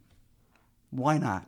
This is the greatest holiday special I've ever seen. Wow. The scene of people ice skating. He then continues walking through the park, sees children roasting marshmallows around a campfire, and he notices a basket, presumably full of food behind the children. He attempts to sneak up by crawling underneath the snow. As he reaches the area, he reaches his hand out, but does not realize there is a bulldog next to the basket and grabs the dog and pulls him back. To Pink Panther under the snow. There is a grand fight under the snow, and Pink Panther escapes. But without food again. Poor Panther. Poor Pink Panther. This is like a Yogi Bear episode. This, by the way, is a half-hour episode. It's a half-hour episode, and I just cut out 15 minutes of it. It's like sounds it's interminable. It's unbelievable. It's like a Louis Buñuel movie. I was watching this cartoon, and I was like, 15 minutes through it, and I was like, oh my God. He walks through the city and passes an apartment that needs its snow shoveled. The maid notices Pink Panther and summons him to shovel with the promise of being paid. He finishes shoveling. The steps are completely clean, and as he goes back to get his payment, the next-door neighbor realizes that the Pink Panther has shoveled all the snow onto his steps, who then chases the Pink Panther away without being paid. I was going to say, it sounds like you make more money. Yeah, I know, right? Pink Panther is a very infantile way of looking at the world here. He's not a capitalist, man. That's the thing. But he is a predatory He's cat. pink, man. He's a communist. Can't you tell? He's being chased off by umbrellas and handbags. Like, dude, you're a panther, man. He is literally a pink panther. Yeah. If approached by a pink panther, don't answer. Horrible. Thank you, Ogden Nash. Thank you so much. He continues walking and finds himself in front of a mission, which has a sign for free meals. He gets on the line, but when he finally gets to the guy doling out the soup, there is only one drop left. The Pink Panther puts the soup bucket on his head and tries to get anything out of it with little success. He sees another bucket and rushes over to start ladling it into his mouth. Oh, boy. After a short while, he realizes that he is burping up soap bubbles, and he sees another guy bringing over dirty dishes to put it in that bucket. I'm just glad it wasn't the latrine. I was going to say, honestly, that's best case scenario. He's about ready to drink a bottle of bleach. I know, right? I'll pay you in bleach. I'll do it. What was that crazy Martin Scorsese movie? After Dark. Oh, After Hours. Yeah, After Hours, this is yeah. sounding a little bit like that. Very much like After Hours, except Yeah. without any joy or interest. Or Right, keep in mind, everybody, this is a Christmas special. Okay, so next he finds... Is it a Christmas or a holiday special? Well, it was released in December, so I'm going to say it's Yeah, a but Christmas special, December 7th. What was it called? The title? December 7th is very fitting. Well, yeah, no, it's called a pink Christmas. Yeah, there I you mean, go. Chris, all right. So, but even, I was going to say if it was a holiday special. What holiday? A special that will live in infamy. You know, I survived the Arizona, but I think watching that Pink Panther special was even worse. You know, they say if you go to where it was first animated and you stand over the building, every once in a while, a bubble of pink ink comes up. It's never stopped yet. They don't know how it happened. If this guy had a lawyer, man, that's once again, this is just an advertisement for legal help. Yeah. Yeah. Pete, does he ever get food? Yeah. I don't want to I truncate your. yeah, we're gonna get there. We're gonna get there. Does he just gnaw his own leg off? How did you guess it? I want to see that. Self-cannibalization. Lady fingers, they taste like lady fingers. But unfortunately, he goes to pour the barbecue sauce on, and the bottle's empty. I have to give credit to Stephen King for that ladyfinger line. It's in one of his stories. All right. Next, he finds himself in front of a restaurant for the wealthy called Rico. The Pink Panther is cold and peering inside when a gentleman inside sees the Pink Panther and tells the waiter to bring him in. The two of them now sitting at the table. The doctor, this other person, tells the waiter about all of the food that he wants. But then an ambulance pulls up in front of the restaurant and they call had a for a stroke. doctor who runs out. I was going to say, he got a table at Rico? I've been waiting months.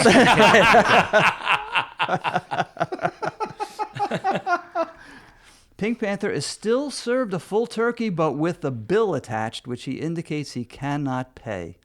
Pink Panther is summarily thrown out onto the all-welcome mat, which then gets pulled out from underneath him. Irony. Christmas special. Pink Panther is walking down the street when he smells a food smell. He follows his nose to a jail, where the officer is placing a meal in the solitary confinement booth. Oh, come on. Pink Panther looks through. Is it on the electric chair? He looks through the bars into the jail and shakes his head yes.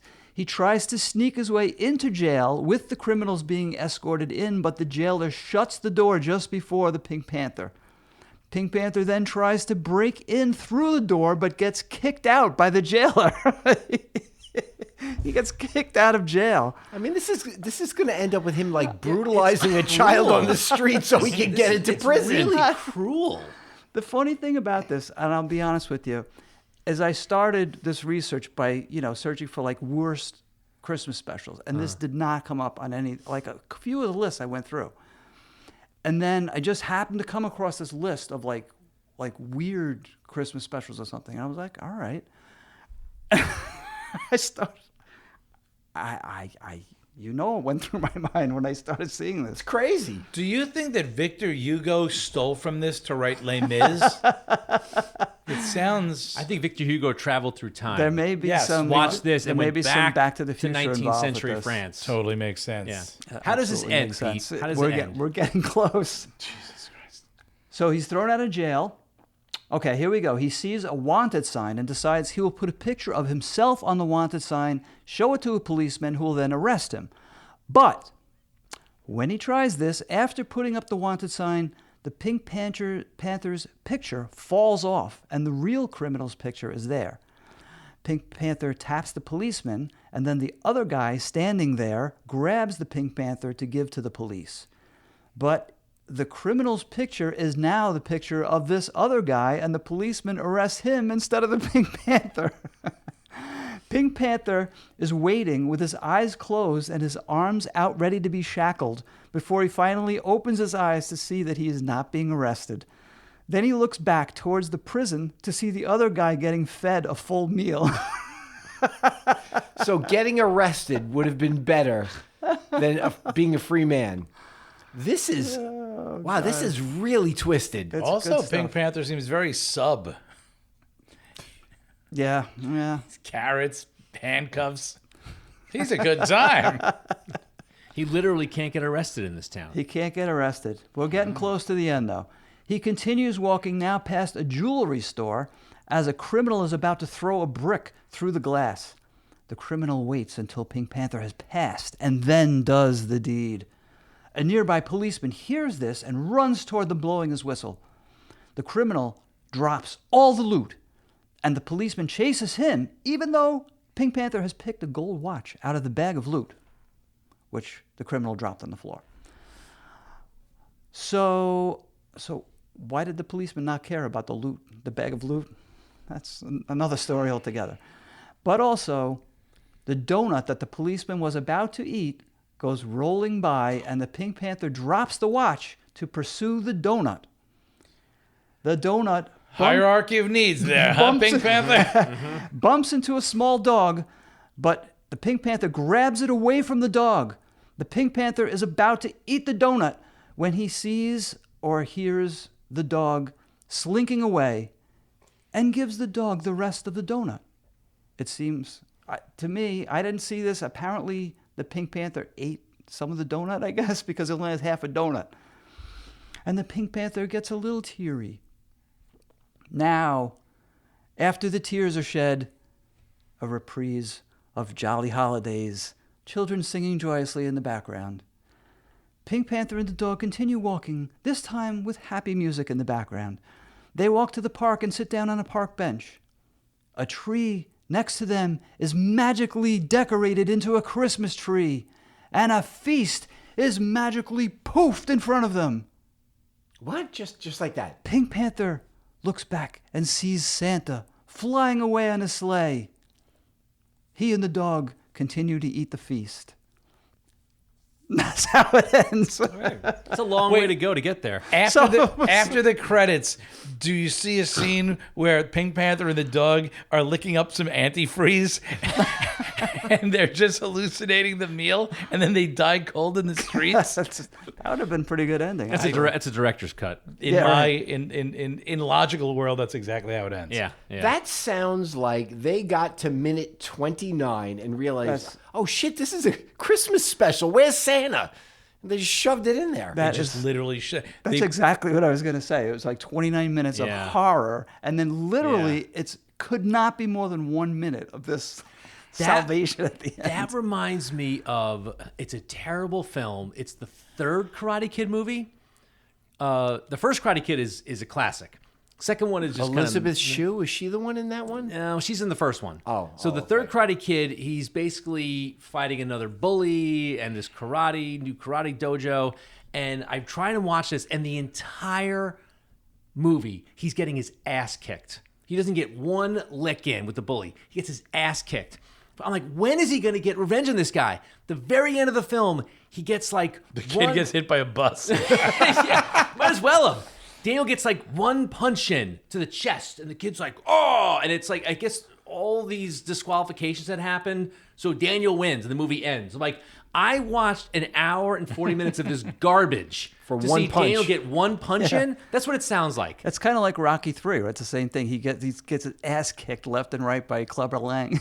It's like... Yeah, but at the end of the last fight, he kicks Clubber Lang's ass. Yeah. But like basically, this was like Daniel getting literally one punch in. Right. I wish watching him get his ass kicked for an hour and 40 minutes to see one punch. Like I'm gonna watch Pink Panther get tortured, from being half dead from starvation, just to Tim, see was him at that- the very end. Was that still Scott Baio? Ralph Macchio. yeah, I'm sorry, Ralph Ralph Macchio. I'm yeah, sorry. he did the three films. Yeah, well, that's okay then if he got his ass kicked in Well, yeah. throughout the entire film. That doesn't bother me all It that reminds much. me of that. Like it's a long way to go to see him get some kind of redemption there. Yeah. That could have been made into like a 15-minute cartoon, but I guess it was a special. So Right. So anyway, I mean, all I have to say is presumably at this point, the world is saved and the Pink Panther will never have to go hungry again. And I mean, I guess I'll just stop there, and maybe I'll save a little bit for part two. But there it is, my entry in the in the category of worst holiday special, a pink Christmas. all right. Wow. Yeah, that was. Oh, that left me bloody red. Yeah, like I felt myself getting angry just listening to all that. I kind of want to be attacked by a panther and just have it end. If I was a kid and I watched that, and I might have, I don't remember seeing that. That would have pissed me off. Like, what year? 1978. 78. We Yeah, probably all watched it. Yeah, we probably all my watched it. 7-year-old self would have been outraged by that. I'm going to admit now that when you brought up the chestnut and it was rolling in the snow, I'm like, does that thing fall through a grate? And then that's what you said. So I might have seen that. Hey, look, there were 4 channels back then. We probably watched it. Yeah, The right. beginning sounded familiar, and then nothing else did. And I think I watched it for like 3 minutes. I'm like, this is crap. Yeah. I also never liked Pink Panther. I'm not a big I wasn't really into it. silent, oh, look at the majesty of their physicality. Yeah. Shut up. Do some stupid. But you love Peter Sellers at least. Being there is amazing. Peter Sellers Yeah. does 95% of what he does is amazing, and then he'll do something so dumb in a movie. Being There is great. Good film. Being there is perfect. He's Classic. perfect in that. It took him. All those years. In my esteem, it took him his entire career to get one good film. Everyone's like screaming at their phones and devices right now. Strangelove is classic. Once again, the last scene in Strangelove, he messes it up. He does that ridiculous. Yeah, He gets out of his wheelchair. Yeah, it's not. It's just. I like that. That's for another. Okay. That's for worst movie ending. All right. I do like that ending. His other 2 characters are fantastic. Oh, in that they're all movie. great. But I like when he gets up out of his chair and he says, "Mein Führer." I think that's a different podcast. Different podcast. We have to, unless that happened on Christmas. We have, actually, Doctor Strangelove has more to do with Christmas than the fucking Pink Panther special It might. does. Yeah, they really just wedge that in there. All right, Scott. We have our work cut out for us. Oh my gosh. So I've been doing this lately. Are you leaning in a particular direction? Yes, Okay. So you want to go first? sure. Okay. That Pink Panther Christmas special pissed me off just listening to it. Yeah. I agree. So I'm wondering how that's having you lean at this point. It's more than a lean. Yeah. I'm falling head over ass. Yeah. Head over hate. Head over hate. Yeah, and that side. Plus, I love the Charlie Brown Christmas special. Dude, I said it's the I know. perfect Christmas special. Yes. It's not it is the Christmas special. In other words, if he had stopped drawing the cartoon, the comic strip, right then and there, boom, perfection. Well, for the second half, there's more to speak about. It sounds like you might be getting there Why? in a later piece. on the Patreon. Yeah, I see. because you and I are of the exact same mind. You'd probably have to flip a coin to get me to admit which special I like better. The original Dr. Seuss, How the Grinch Stole Christmas, or Charlie Brown's Christmas. It's perhaps the most adult of the cartoon Christmas specials, much beloved by me, and I'd be incredibly hard-pressed to vote it as worstest, despite your excellent argument. Yeah, great presentation. Well, you just hate the kids. Evidently, you hate hope and love and rebirth and the myth of, or the story of the myth of Jesus. They don't care that they're screwing up the kids' brains. No, they don't care. But So, because we are so incensed at the ineptitude and ridiculousness of this holiday special, we are going to pass on to the second round. The Pink Panther. Christmas special. A pink Christmas. Question Pink mark. Christmas. A Yeah. question mark. A pink even Christmas I, moves. even forward. I am clapping Yeah. because that was it was bad. It sounds like an outrage. It's an outrage.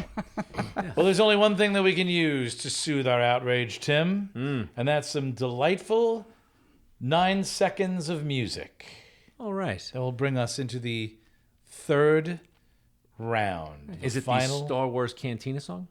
I couldn't get the rights. Oddly enough, they were difficult to get. But maybe if You I could have buy time, a toy maybe with that plays the music. or yes, or probably not unless it's a lot of money. And I probably have to sign something. Maybe I'll do a little something in the garage band, some like shithouse version of instead of bump bump bump bump, it'll be like bump bump bump bump bump bump bump. That works. I'll call up Weird Al. How do you do it? All right. Wait, did we do the music yet? No, we didn't. We got to go. We'll be right back. So we're back? We're back. Nice. You know what? I still feel the Christmas joy from Santa. Still with us.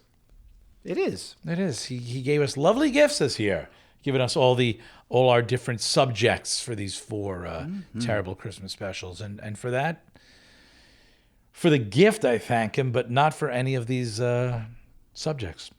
Not for any of these specials. They're all terrible. Yeah, I have Yeah, to say, John, I thought bad. your presentation, and if I don't mind saying mine, they were quite strong. Yet here we find ourselves. All alone. On the outside of Rico's, looking in. That's right. Somehow I ended up on the naughty list. And somehow they wouldn't let me into Rico's. Maybe because I hadn't committed any Rico crimes. Going over state lines. That that's state line? Rico statute. Yeah. Rico statute. Well, it's just racketeering. Yes. Like collaborating with people. Yeah. Criminally. Racketeering. I've never even tried to play tennis. Shut up. You did it again. You're stupid. Anyway, let us go into our final round. Tim, I think it's your turn. What else do you have to tell us about Life Day? Well, let me tell you something more about the Star Wars Holiday Special. Did you know that Carrie Fisher asked for a copy from George Lucas, her own personal copy? So when she had a party at her house, she said that she would put it on when she wanted people to leave. Did you know that when Harrison Ford went on Conan O'Brien back in, I think in 2010, Conan O'Brien asked him about the special. Harrison Ford pretended at first not to know what he was talking about. Didn't want to even talk about it. And then, of course, he did talk about it. Let's see, what else? George Lucas has once stated that if he could gather up every bootleg copy that ever existed of the holiday special, he would burn it. Like the E.T. video game? Wow, Yes. get out of my head. I was just going to bring that up. Wow. Yeah. So what role did he play in the, You know, the special? to his credit, because George Lucas is, while he's credited with the genius behind the Star Wars universe, Was his wife? right? Also, people have heavily criticized him, rightly so, for him, having sometimes terrible ideas. Being a terrible writer, insisting on things that Jar, Jar Jar, Binks. right? He only was responsible for the animated version. It was obviously animated by a different company, which I think they would go on later to do Magic School Bus, the same company. He kind of he was a lot of responsibility with that. He did insist on it all centering on Wookiees, even though they told him, look, if they're all speaking Wookiee and there's no subtitles, people aren't going to know what's going on. He's like, no, they're Wookiees and they're speaking Wookiee. So that was kind of his role. So it was somewhat limited. He's definitely distanced himself from it over the years. He said, look, these were CBS. It was their people. That's kind of on them. Oddly enough, Harvey Korman's still very proud of it. I did what? He could make 4 soufflés simultaneously. Yeah. I'm never doing another line of Coke at Carol Channing's house. So he really had nothing to do with the variety show aspect, George Lucas. So again, he had some limited involvement with it. Do you think that if Paul Lynde was on it, it would have been much better? Oh. It would have saved it? It would I have think so. completely salvaged it. Look at you Wookie. Somebody lost their mop. This is what AI is for. We need to recreate this show saying, AI, please insert Paul Lynde. Oh, my God. And Ann B. Davis. And Charo. Oh, my God. R2-D2 comes out, his top pops out, and Charo starts dancing out of R2-D2. See? This needs to happen. I'm rewriting it. I'm making it good. This needs to happen. But that's not what this segment is about. This Liberace, segment- maybe? A Liberace action? Oh, yeah. Kind of Liberace. I mean, the possibilities are endless. It's the late 70s. Exactly. Right? With enough cocaine That's right. and enough money, we can do anything. Literally anything. Was that it, Tim? That's it. It's just unwatchable. It's good. It's good. It's not. That's its biggest crime. It's not even so bad it's good. You know it's so bad it's good looks like. Like you watch it, it's terrible, it's fun, you make fun of it. It's not even that. It's just unwatchable. It's bad, it's boring. Except for the cartoon. Very true. Pete, what do you got? Okay, well, not much, but I forgot to mention, for whatever it's worth, that Friz Freleng actually was one of the producers on this. So I remember that. It's He was not involved like- with all of them. yeah, it's not like it came out of nowhere. So there's that, and also what else was I going to say? Pink was Panther is just about hungry, to ask cold. you the same I know. thing. What else can you say? He's hungry, cold, and broke the whole time.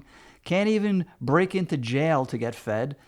And then finally at the end, there's a Christmas miracle. Santa sends a Christmas tree and a feast to Pink Panther and the dog, and assuredly they will never go hungry again, not even after a couple of days when all the food is gone, because that's the way that life works.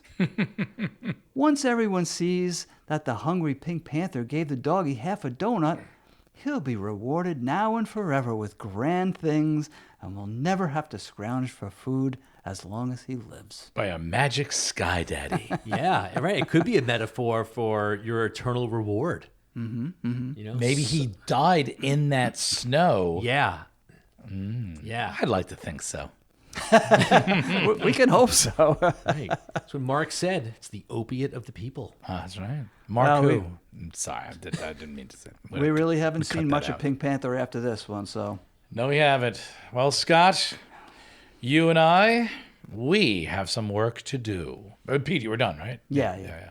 Are you leaning in a particular direction? Oh my God, these are truly terrible. Here's the thing. I knew about the Star Wars Christmas special. It's the horribleness of it is canon. Everybody knows it. It's legendary. This Pink Panther bullshit, it took me by total surprise. I've never heard of it. Like you said, I remember the chestnut thing, and I think I remember turning it off. I know I turned it off immediately. So the surprise of it is just getting me. I think I'm leaning to the Pink Panther. We have all of these events, and the only thing connecting them together is snow and his hunger. That's it. It has nothing to do with any holiday whatsoever. He does dress as Santa briefly. Well, yeah. Yeah, but that's just because he kind of stumbles into a store. The fact that they got away with slapping the tag, Christmas special on it's absolutely ridiculous. Both of you, both Scott's and Pete's, they're almost like, it's almost like torture porn. It's like Hostel, but with Santa You're showing up mentioning at the end. porn an awful lot in this episode. Are you okay? And Carol Channing. No connection. Oh, I think that is the connection. I mentioned Carol Channing once, and suddenly, Can I just say in my defense, Pete's episode is a 29-minute nut punch. Mine's a 90-minute nut punch. I did want to veer back. I'm good for one nut punch and I'm out. 2 tops. One each. but let's also consider on the other side. You have at the time a great cinematic achievement. I mean, it took over the world. And they had every opportunity to even do a half-assed job and make it decent. This took a phenomenal effort to fuck this thing up. And it was they fucked it 6 ways to Sunday. And it wasn't 10 years after Star Wars came No. out. They went through all the best ideas and they had the B team working on it. This was They still had many, many, many great moments to come. Yeah, it's kind of like on Top Gear when they were trying to figure out the worst car ever made, and they chose the SE430 by Lexus because basically Toyota should have known better, Right. to make such a craptastic car. And I think I see what you're saying. Yeah. That like I've always hated the Pink Panther. But also, like I said, produced by Friz Freleng, so it's not like they didn't have top people involved. This is true. Well, let's talk some top people. Mark Hamill, Harrison Ford, Carrie Fisher. The three main, live action stars in that film, people that you could see by face. They're all in it. B. Arthur. Yeah. And even that mashup. Carol Channing. What the hell? I don't know. This is not as easy a choice as we thought. No, it's not. But we got to make one. Yes. I mean, celebrating Life Day for some characters that we don't even comprehend what they're saying about it. I don't know. I think the winds also all of a sudden caught my sails in a different direction. The hanging upside down of everybody and their amulet and Talisman. Yes. What's the difference between a talisman and an amulet? Don't you wear an amulet? It's like I think. You can wear a talisman. Can you? You could. In Peter Straub and Stephen King's The Talisman, I believe they wear it. Ooh. Okay, so there's no difference then. Maybe there's not. The answer is none Well, whatsoever. you do know that we have an email, and if anybody knows what the difference between a talisman and an amulet is, please email us at worstestpodcast@gmail.com. confused, and it's getting in the way of our It decision. really is. So are you saying you're leaning towards the Yes. Star Wars thing? Because they should have known better. They should have known better, and they could have most certainly done better. Have you ever seen the Donnie and Marie dance episode, the Star Wars dance episode? Okay, it's worstest. No, no, literally, if you've ever seen it, it's 10 times better than the Star Wars Christmas special. It's so good because it's so bad, but there's an absolutely stoned out of his mind Chris Christopherson playing Han Solo, and he's literally just holding his phaser, and he's just, if you watch it, it's on YouTube, and you just watch it, and he's just looking at everything and just laughing. He's like, "This is great, man." He's stoned out of his ass. This is what the kids like these days. Oh, I'm gonna go back and. I'm in. Well, yeah, he wrote Sunday Morning's Coming Down. He can do whatever he wants to do. It's brilliant. As much as I hate, because I hate the Pink Panther so much, it's horrible and it's very surprising. God bless you for bringing that up, man. Damn, it's a little obvious. It's obvious is what's bothering me, but it is bad. It is. They're both terrible. So really, which terrible are we voting for? And we're not flipping a coin. You have to decide. That's right. Thank you, Darth. Or as Pink Panther would say, Well said, Peter. Nice. Well said. Nice. I think that swung me. I'm going Pink Panther. You don't have to, Scott. You don't have to. You're right. This can continue for another 4 unless- hours. Give me one more nugget. Itchy and lumpy. Yeah. Star Wars Christmas special. Yay! Okay. Way to go, Tim. You had me on the Tim, you owe me. You owe me. had me on the precipice. Holy shit. Yeah, and she looked good. that was the toughest judge Yeah, yet of all, I think of all it our was. worst. That really was. It was very funny. I was about to almost fight you on the Pink Panther thing, and then, yeah, Itchy and Lumpy, forgot about it. I was leaning toward Pink Panther. Well, I mean, we were totally in agreement. It was totally angering. Oh my God. Yeah. So I was angry. I was getting, And totally other things, too. yes. All right, let's do a little shopkeeping here. Really quickly, if you enjoy this, and of course you do, like, share, subscribe. Really, seriously, give us a little like. Share it. Share a link to the people that you know and care about. Maybe someone's a little down. Maybe someone hates podcasts and you hate them. Send them this. Do what you got to do. And of course, subscribe. Whatever podcast you're listening to, please hit the subscribe. And we'll come to you every week or so. You know how it goes. And that's really it. And if you want to do a little bit more, please throw a little 5-star rating on whatever you listen and give us ratings and ideas you might have for the show, either on that podcatcher or send it to our email.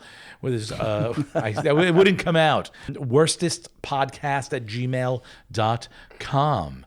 And of course, if you are a Patreon subscriber, you can listen to what was left off of mine and Scott's presentation. But until that day comes along, let us share with you a little special Christmas thing. We're going to go around and talk about, really quickly, our bestest Christmas memory. So I think that's a very special thing to do for a Christmas special. And this is the worstest Christmas, holiday, Kwanzaa, Hanukkah, winter solstice, Life Day. Life Day special. Can we do it Life Day? Whatever. We'll talk about this later. Bestest Christmas memory. Scott, take it away. So Christmas is a time of some conflicting memories for me.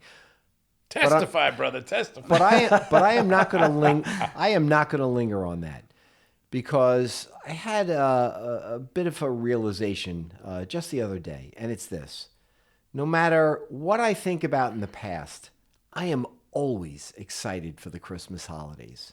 Always. I can't wait for the day after Thanksgiving. We decorate the house. I can't wait to put up the tree with my wife and my son. We got the music going in the background, and I'm already thinking about the food that I'm going to have, the stollen that I'm going to bake, the music that I'm going to listen to.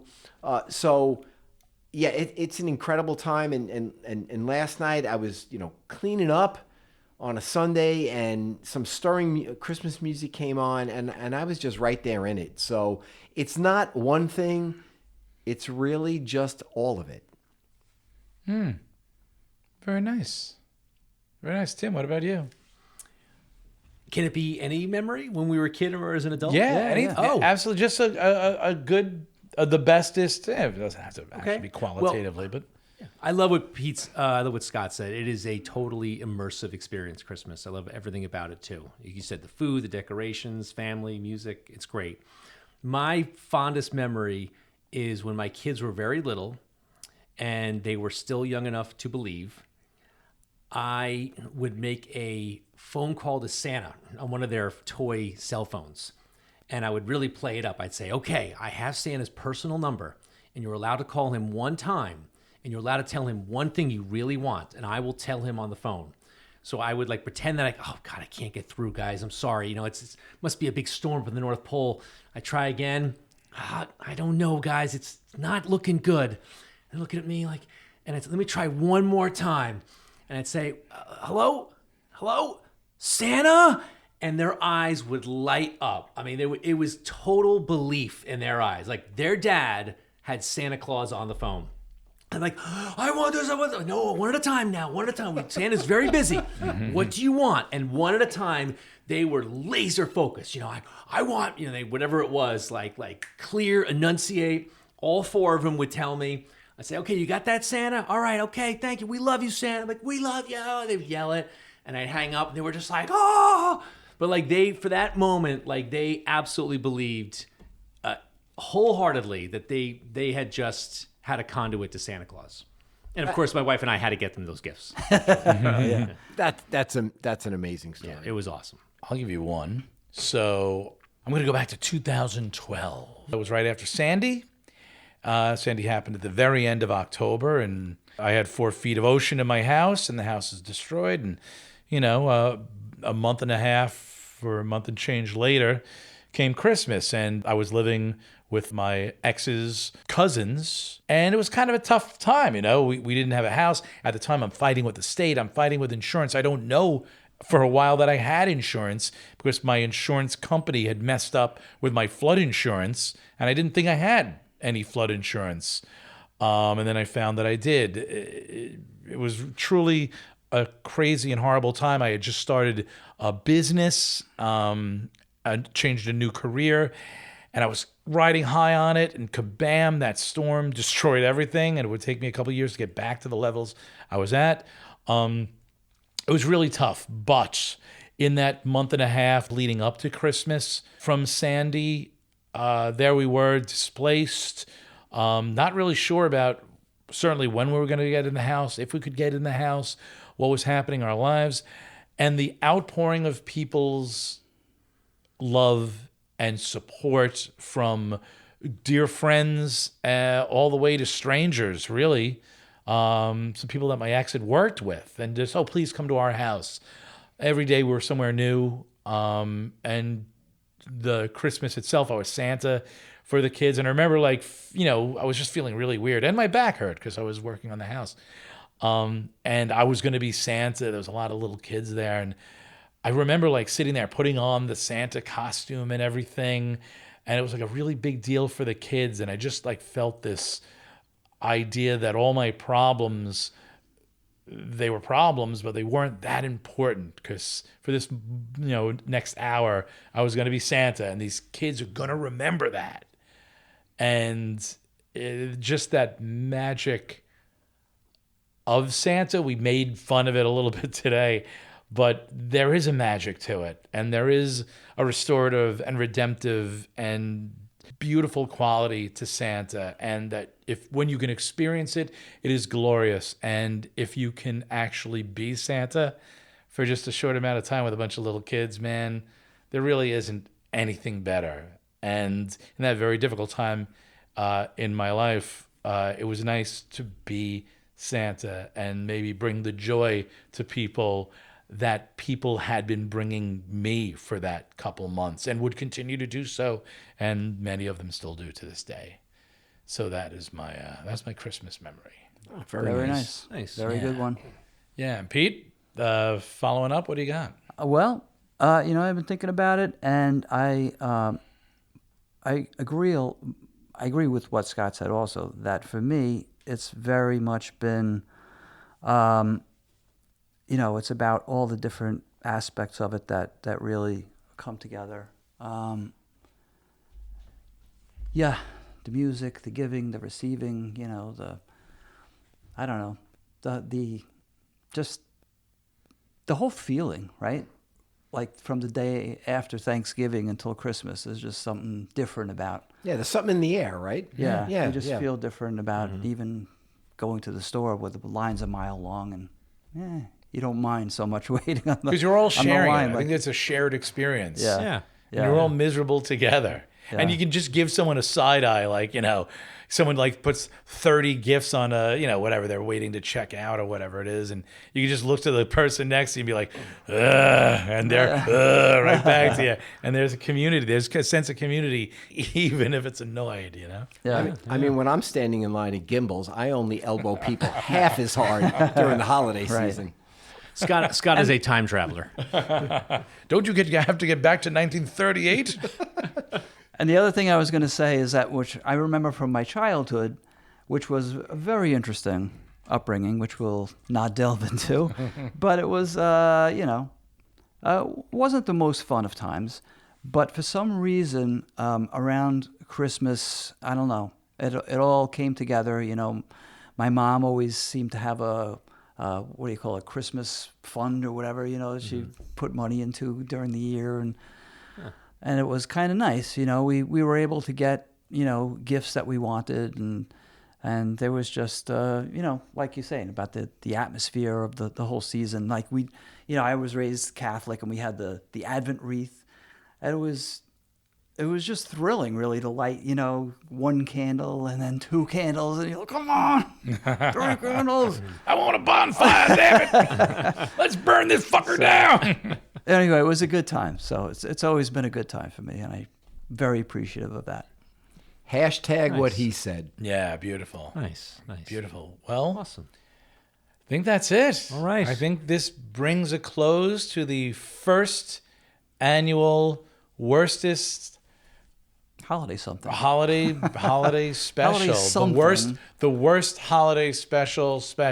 Christmas edition. The Christmas edition. That's dun, right. dun, dun, dun, dun. In saying that, the best present any of us have gotten, I think, is that so many more people are listening, and it grows day by day. Welcome Argentina onto our international listener list. Yeah. Jawohl. I think that's what they say. They isn't it? actually do. Yeah, that's the problem. Bienvenidos. No, Dios mío. Welcome. Qué caliente. Any North Pole listeners? Scott, maybe Tim can use his phone and give us a good word Let to me his try. friend. Come on, Tim, do it. Can you get Santa on the phone? Come on, I really want to I think I lost his number, Scott. Oh, no. Actually, if we learned anything from the Pink Panther, we need a lawyer. That's right. And with that, everybody who's listening, thank you so very much. And we hope that you enjoyed our little special and that it brought you a little bit of the holiday, cheerful Christmas, winter solstice, Hanukkah, you know the whole. Absolutely. We are thrilled that you were able to enjoy this with us. I had a good time. It was a good show. A fantastic show. So may I say, and we all say it together, Happy Holidays. Happy holidays. Thank you, everybody. Bye. Bye-bye. All right.